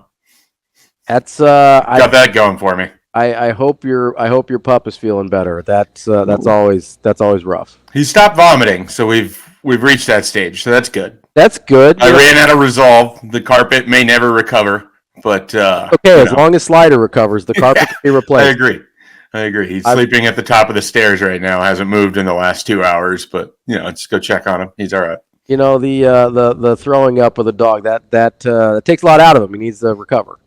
It fascinates me that it generally only seems to occur between 11 and 4 a.m.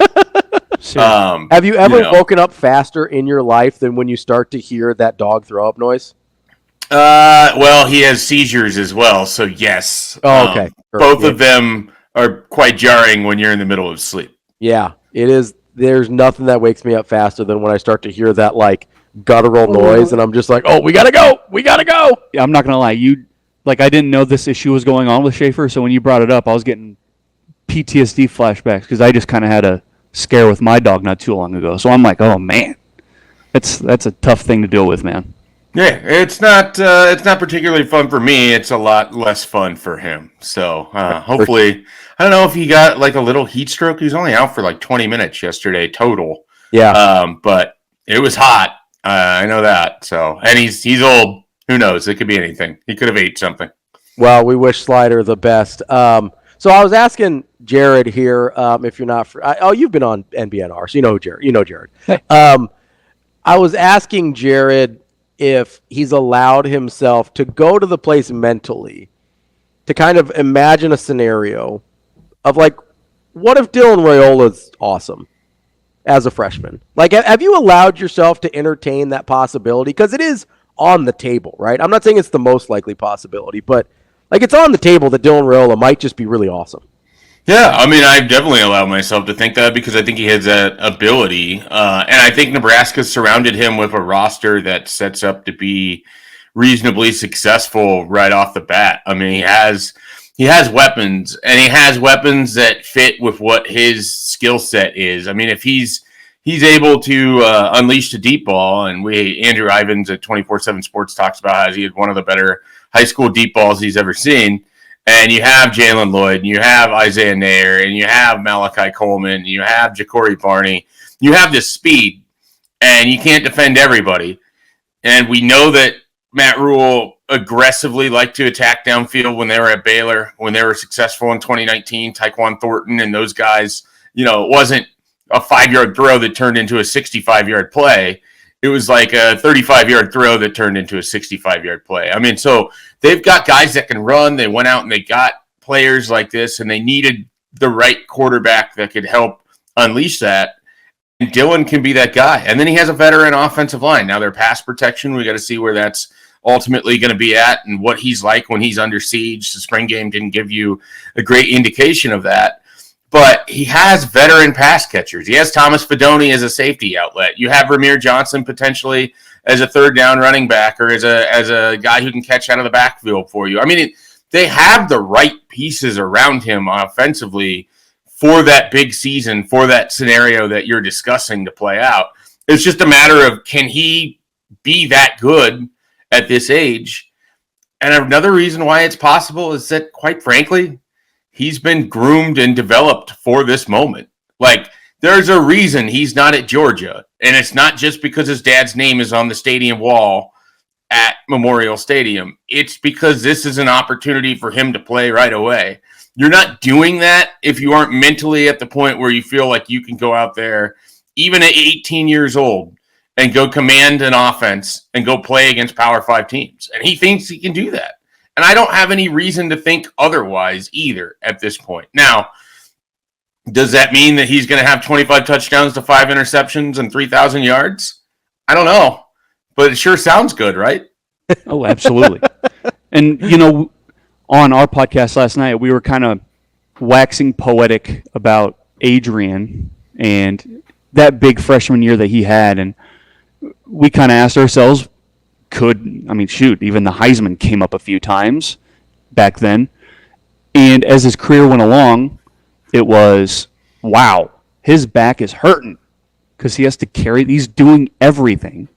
And if he just had this and this and this around him. So when you, Schaefer, are talking about Jalen Lloyd going deep, and you got Thomas Fidone and an improved offensive line, it's not too far-fetched to think, could we get a better freshman Adrian? And that just kind of builds from there.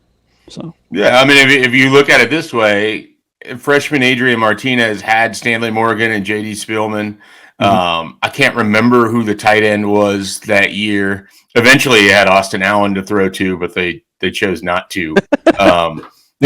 Not Adrian's decision or Austin's decision here. Just Nebraska's offensive schematics. But he had pieces. And then we saw in 2019 and 2020, when you took away Stanley Morgan, when you took away Divino Zigbo, when you asked for Adrian Martinez to have to be Superman, ultimately there wasn't enough around him. That's why I think Dylan Raiola enters a much better situation.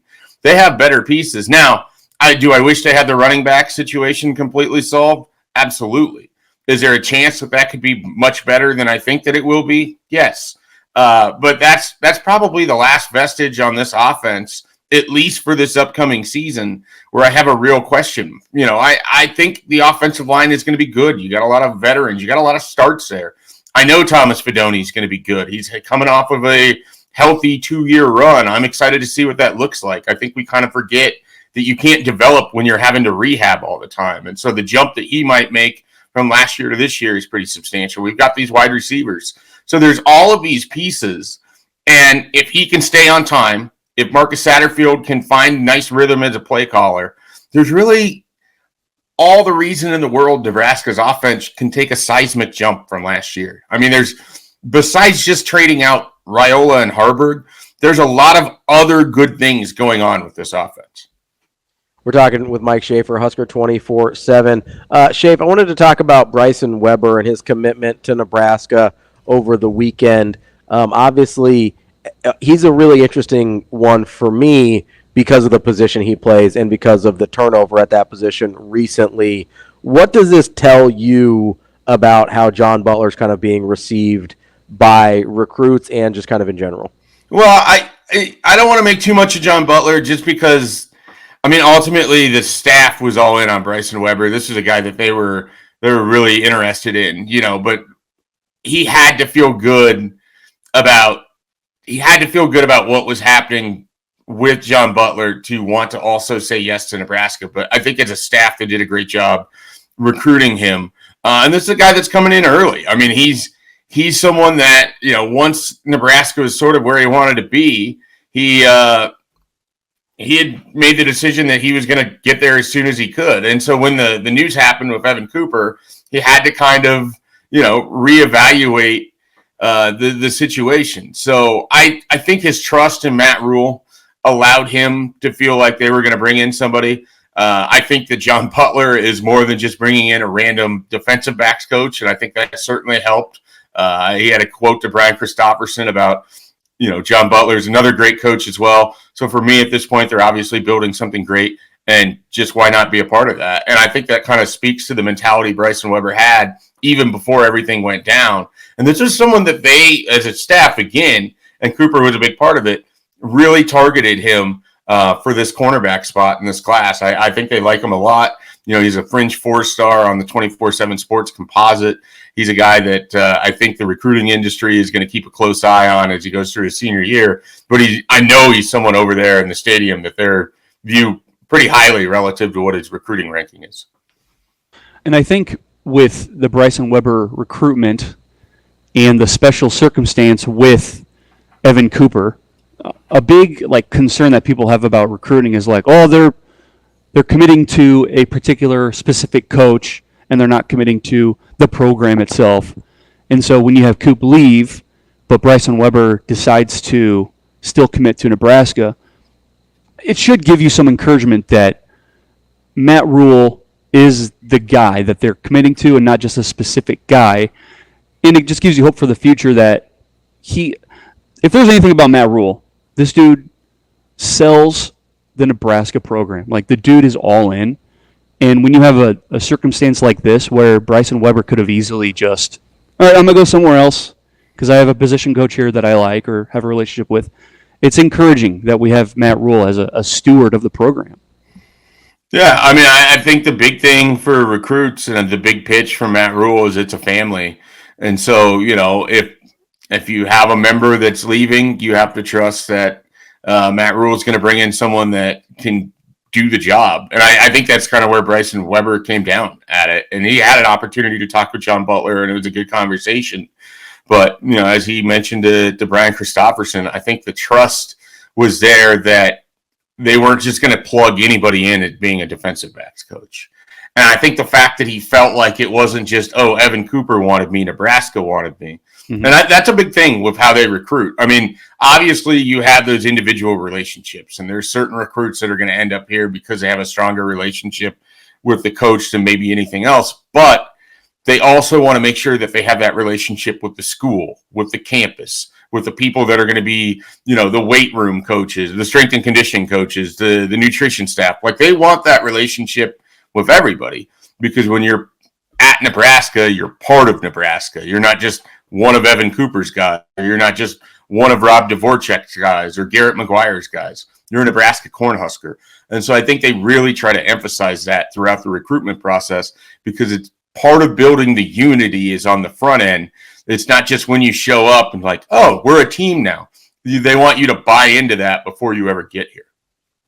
Schaefer, about Bryson Weber as an actual football player and not just kind of what he means for the overall recruiting of Nebraska, a kind of a long, lanky corner, not the body type really they have at that position right now. Do you think that's something they're kind of trying to intentionally make a shift towards in the secondary? Well, I think we saw with Bly Hill. I think I was a little loud there. Sorry if I blew everybody's eardrums out. I think as we saw with Bly Hill, I mean, they definitely like the idea of long, lanky cornerbacks. I mean, I think I don't know of a single defensive backs coach that I've ever covered that's been 6'3" is too tall for a corner. We wouldn't want those long arms to happen to get in the way of a ball being thrown towards a receiver. So I think every defensive backs coach ideally would love to find those big rangy guys that can also run and cover. The big thing is, how well does Bryson Weber turn his hips? Because you got to be able to sink and run to play corner. And so I think that's what a lot of the evaluation is. Okay, you're big and you're long. What makes you not a safety? It's the ability to play in coverage and to turn those hips and to be able to move. And they like his ability to do that. They wouldn't put him in this position if they didn't think that he could turn and run. And so that's why I think as he gets here, he's one of those guys that will actually stay at corner because he's long and because he can actually move. The value add there as an outside corner, when you get into the Big Ten Conference specifically and you think about some of those physical wide receivers, you love the idea of the long arms being able to jam at the line of scrimmage, to be able to get up there on the top of your jump to knock the pass away. So that's what you're hoping a Bryson Weber can do, but it starts with that hip movement and being able to run, because if you can't do that, then he's destined for safety. And frankly, if you can't turn your hips well enough to play corner, they're probably going to move you to rover, and then someday we're talking about you as a linebacker. Like, that's how this staff works. And another kind of notable thing that's happened in the past couple of days is the hiring of Jamar Mozee, most notably a high school coach in the Kansas City area. And a big kind of talking point with that is he can hopefully help to establish those recruiting relationships that have kind of gone stagnant. And I actually looked on Husker 24/7, the actual one that you work for, not the fake one. Appreciate that. Of course. I'm always going to plug you, Mike J. Schaefer. 22 Missouri recruits since 2000. Like, when I say that to you, like, does that sound like a reasonable amount? Should it be more? Like, what do you think in terms of Nebraska at least getting back into that area? And do you think 22 Missouri recruits in the past 24 years is indicative of success or not? I mean, I think if you condensed it to the last 10 years, you're probably talking about 6. Yeah. And so that number kind of goes down the further away you get from John Garrison and Frank Solich and some of those guys that really recruited that area hard. And it's not that Scott Frost ignored it, but they didn't emphasize it, which was weird to me, because Ryan Held is a Kansas City guy through and through and is well known in there. And yet they didn't really ever make it seem like, okay, we want to go into Kansas City. And, we're going to try to get the best guys, obviously, but what about the second or the third or the fourth or the fifth? And it just felt like they ignored it a lot. And that's the same thing that it felt like Mike Riley's staff did, and to a degree, Bo Pelini's staff.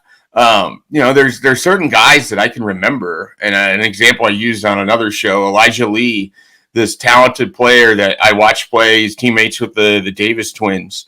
And big, long, lanky edge defender. Rick Kaczynski was interested, but they were slow on deciding to offer. Basically, the kid's going to commit if they offer.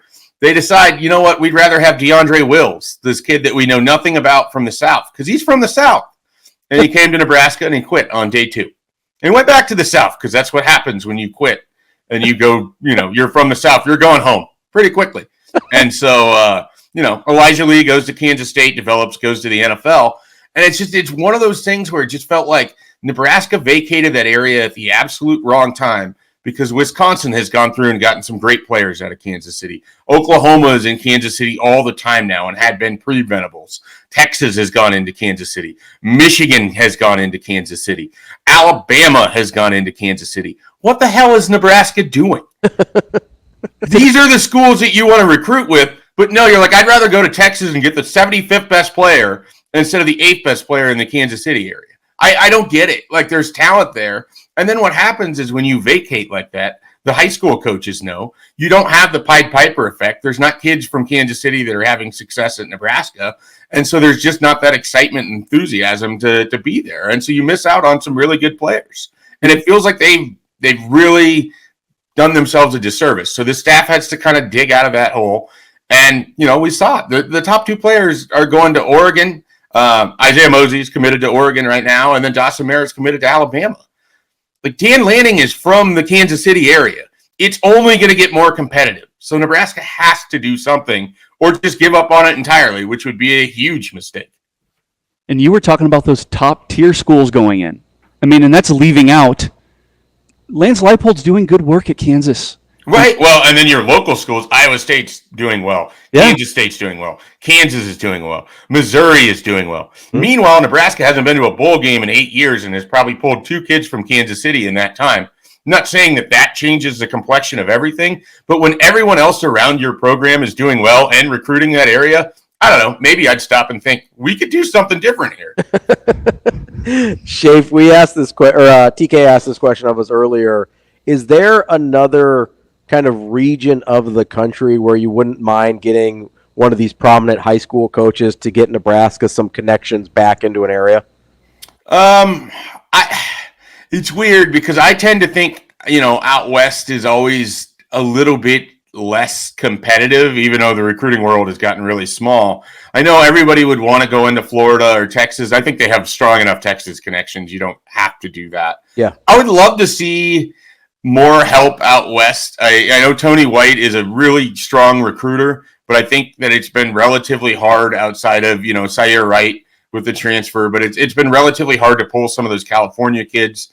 Again, we saw with Dante Williams, if you get the right guy in that area, you can be really successful.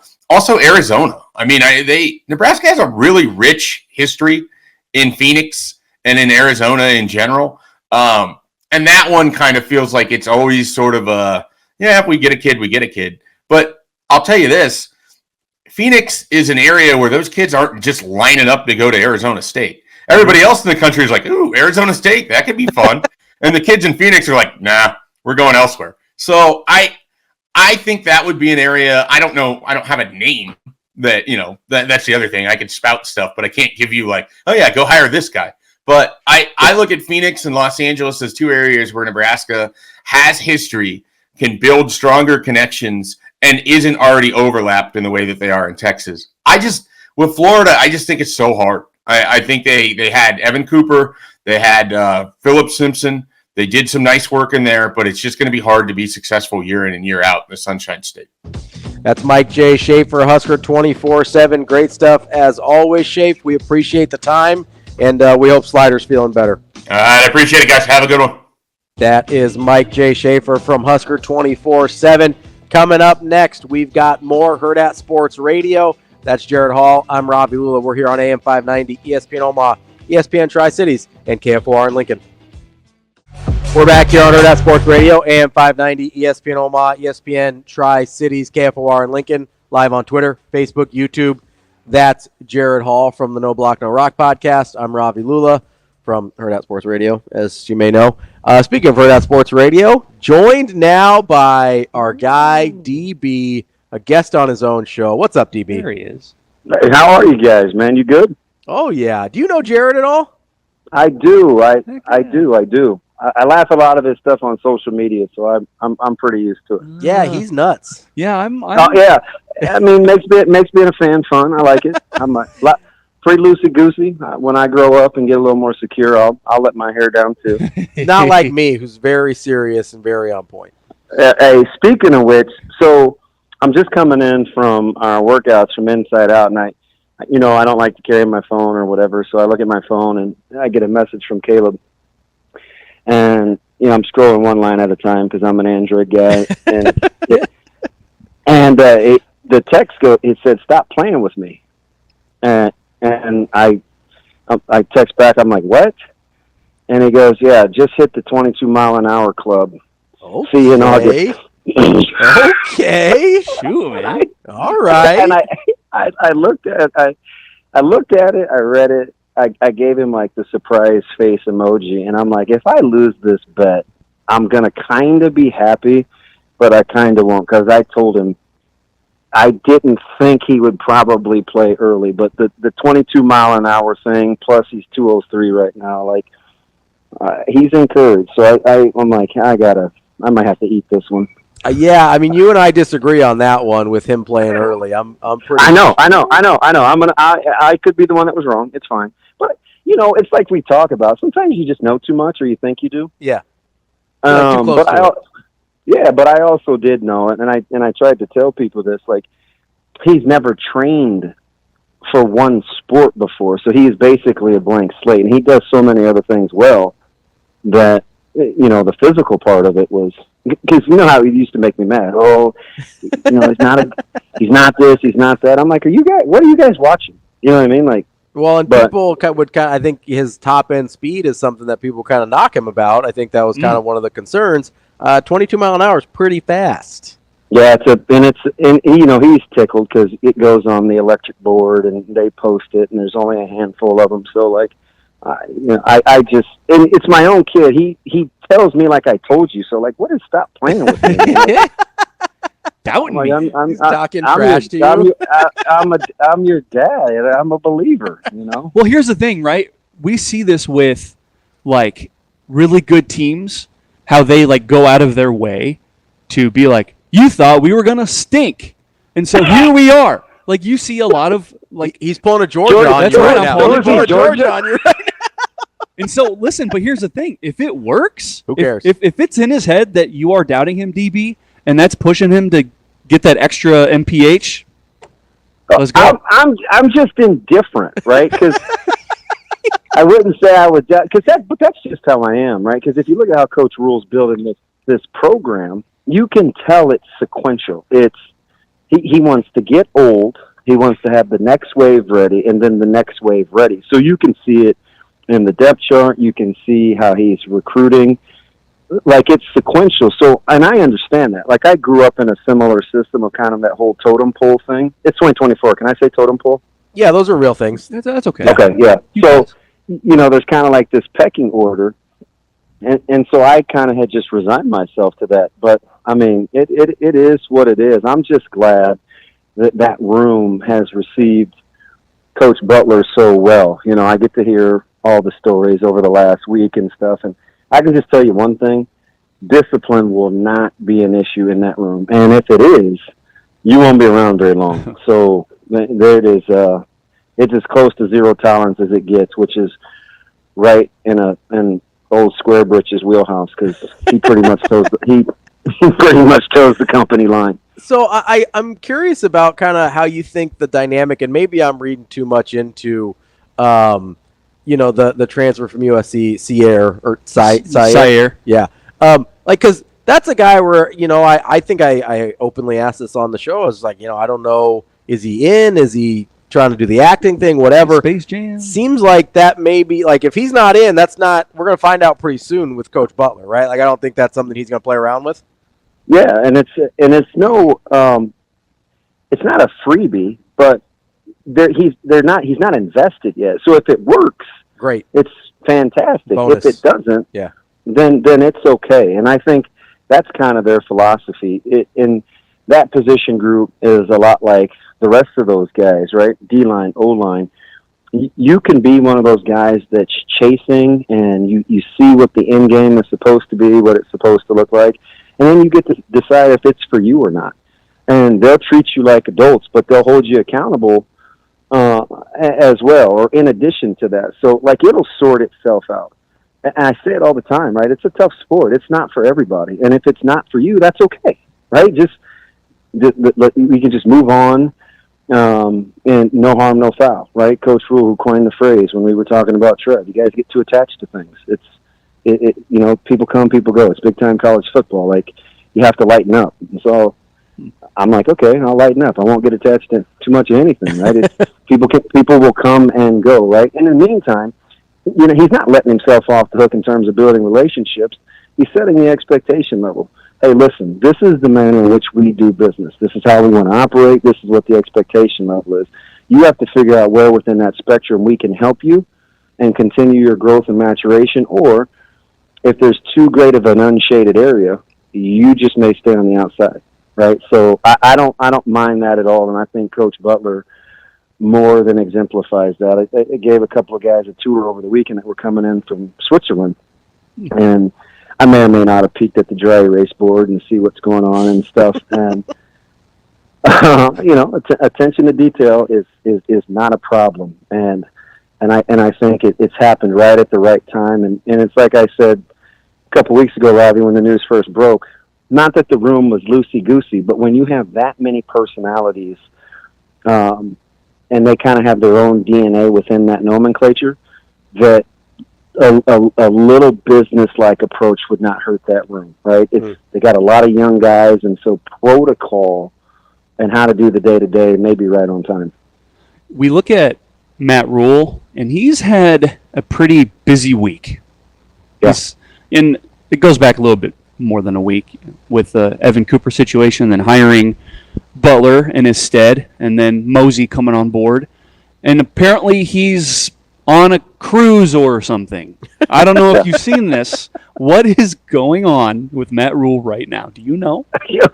I don't know. I don't know how much to put out there, but put it to you like this. So Friday, when my guys were in town visiting from Switzerland, I wanted to give a tour. But I know that they have rules, right? We're open this time, we're closed this time. This is not for everybody, this, that, and the other.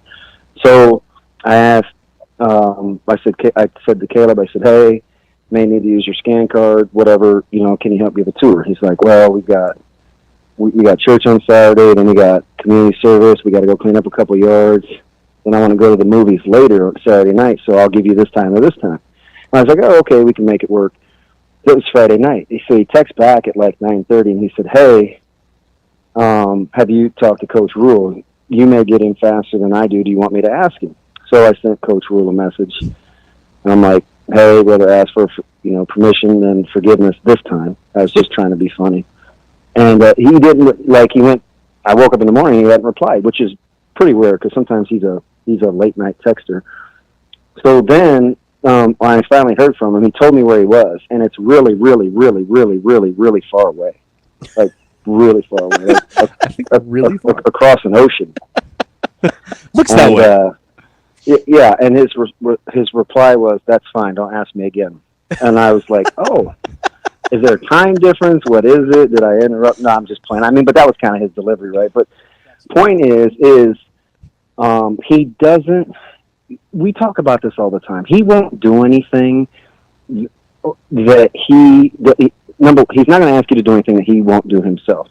So if he takes a vacation or he gets away or it's a graduation party before his oldest starts school or whatever, he's going to make sure he's either working or his work is done. There are no days off. It would be miserable to be married to him, well, for a multitude of reasons. But like the whole, are you either with us or we're not? It's like, oh, I want to be with my family, but I'm overseeing my extended family. He's never not working. Doesn't matter where he is. And the beautiful thing is he's empowered that support staff because the vision has already been casted, where you have autonomy to execute the goal because he trusts you, right? If you can't do those kinds of things without having good, solid, like-minded support around you to handle some of the stuff on the back end. So there's a peace of mind in that as well. DB, hold on. We'll catch you on the other side of the break here, okay? You got it. Wrapping up the show here on a Tuesday on Hurrdat Sports Radio, AM 590, ESPN Omaha, ESPN Tri-Cities, KFOR in Lincoln. That's Jared Hall from the NBNR podcast. I'm Ravi Lulla. We are rejoined now by my typical co-host, good old DB. What's up, DB?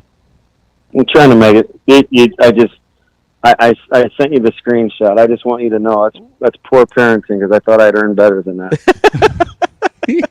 I'm just saying he stays petty. I like it. Is that why him and I get along? Is because we're. It is. It's exactly why you guys get along. That's exactly why. Did you tell him what I said about his graduation highlights video? Yeah, but he said it's non-luck of the draw. That was his message to you. Yeah, he did on purpose. I know. Well, what did you say? If you don't mind my asking. He had his highlight video, and it was like 90% Miller North highlights. That's not true. It was just a lot of plays in that game. I was like, hey, Caleb had a really good year against everybody. You didn't have to specifically go Miller North on me, bud. No. Almost exclusively go Miller North on me. Not that bad for a guy that missed the whole year, so that's kind of how it went. Just saying, he did pretty good against like Bellevue West too, but didn't see a lot of that on there. Yeah, that was personal.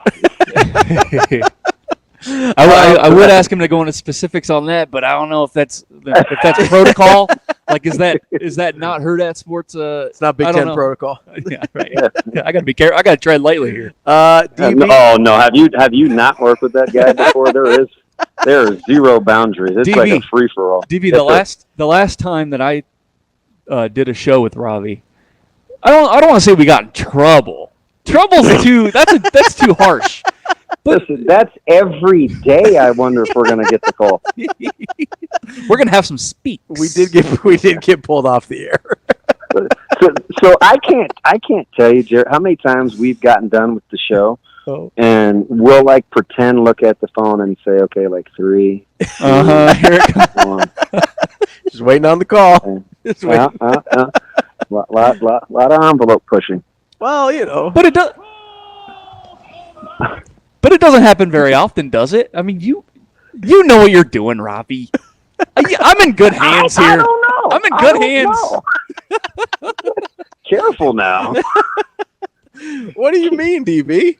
Let's be careful. Hey, although I do like how Ravi has slowly been converted, Jared, because he used to be kind of one of those cool fans where he wasn't emotionally invested in like pictures and the off season and how guys' body types. But now it's like as he's gotten older, he's like, oh hey, did you see such and such? And oh, he looked good. Or he'll comb through he'll Zapruder these videos. Oh, I do. Who's catching, who's throwing, and so he sends me this random message Sunday morning. He's like, Raiola looks like he's lost some weight. DB. We just got zero context. Like zero. I'm like, what are you talking about?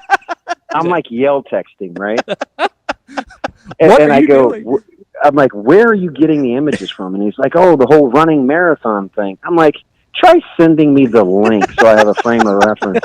And you know what he responded to me with?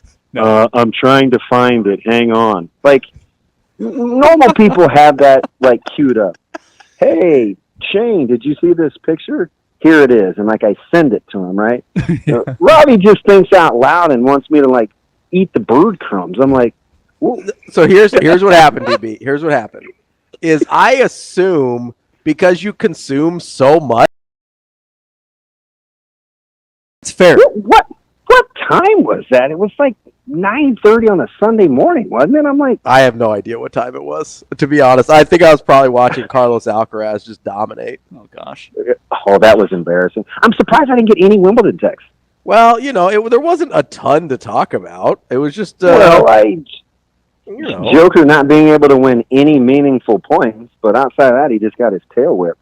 It was 3:30 on Sunday. Come on, that. Was it 3:30? Yeah, maybe that might have church. Might have been when I looked at my phone for the first time. I don't know. There's no coming with me. That's true. You aren't great with the phone sometimes. Yeah, well, All right, Art. Android boy.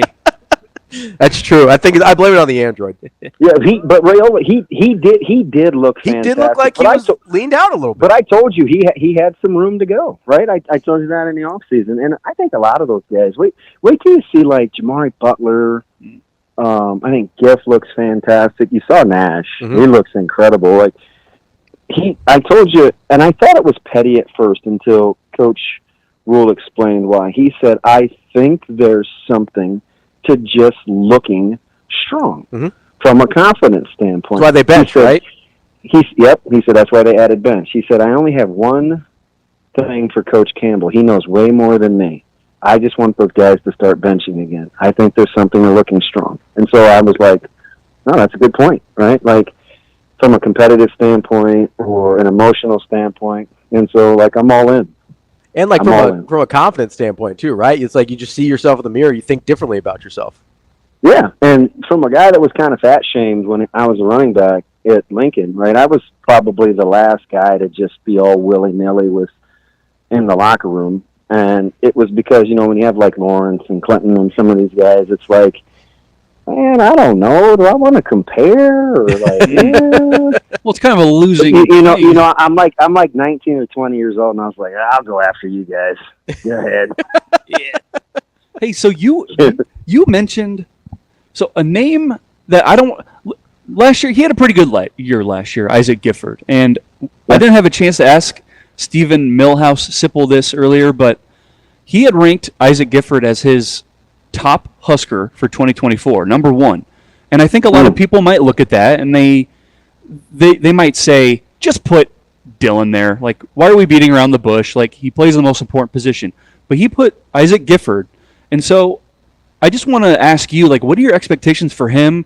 Are we crazy to think that he's like a high draft pick later? I mean, what do you think about Isaac Gifford? Well, I do think, so there's two things in that. Number one, I do think he's a significantly better tester than what we've seen on the football field. And we've seen a pretty good football player on the football field. I mean, he's a 36-inch vertical guy. He's going to be a 10-foot standing broad jump guy. He's very good in the short shuttle. He's explosive.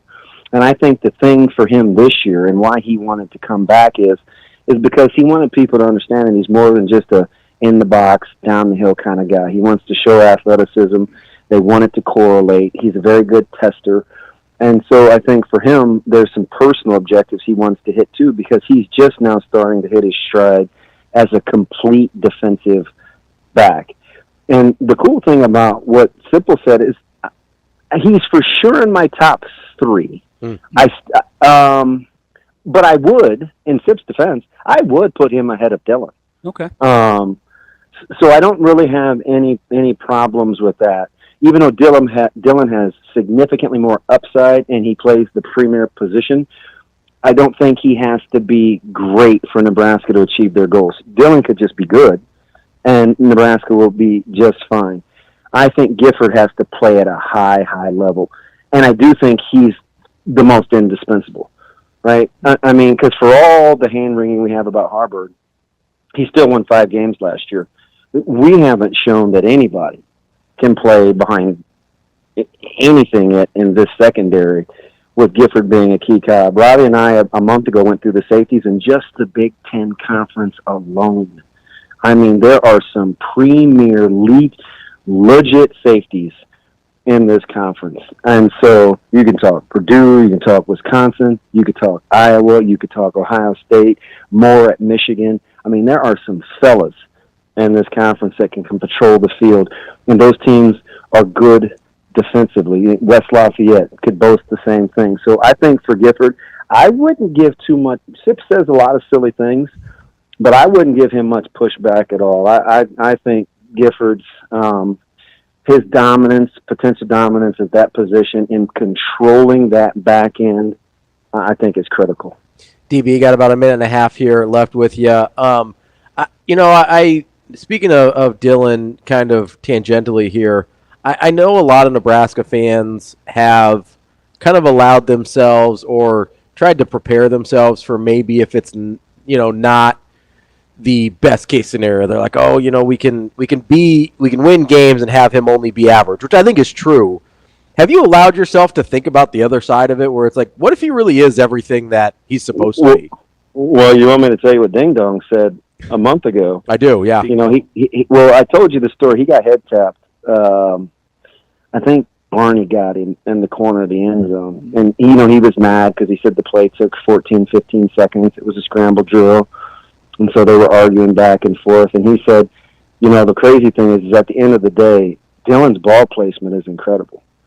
And I said, come on, man. Like, you 15 seconds, what are you talking about? He's like, no, Dad, seriously. Like, where that ball needs to be, he said his feel, and he said incredible twice. He said his feel is incredible. He's going to be way good. And this is a kid whose favorite ice cream is homemade vanilla bean, right? Like, he's not an over-the-top kind of guy with adjectives and stuff. But the way that he was fawning over Dylan, man, I get it, because you can see him ooze talent.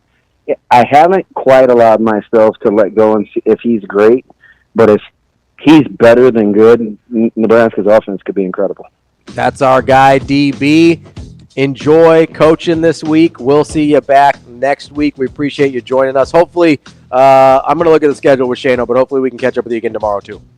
Yeah, you got it, my man. I'll be available. All right, thanks, buddy. Thanks, DB. That's DB. That's Jared Hall from No Block, No Rock. He'll be back on Friday joining me to host again this week. Thank you, Jared. Had a great time. Appreciate you. Didn't get to most of our rundown. Had a good show. Looking out for that text in about 5 minutes. Oh, this was a tame show. We're fine. That's Jared. I'm Ravi. We'll have more for Hurrdat Sports Radio tomorrow.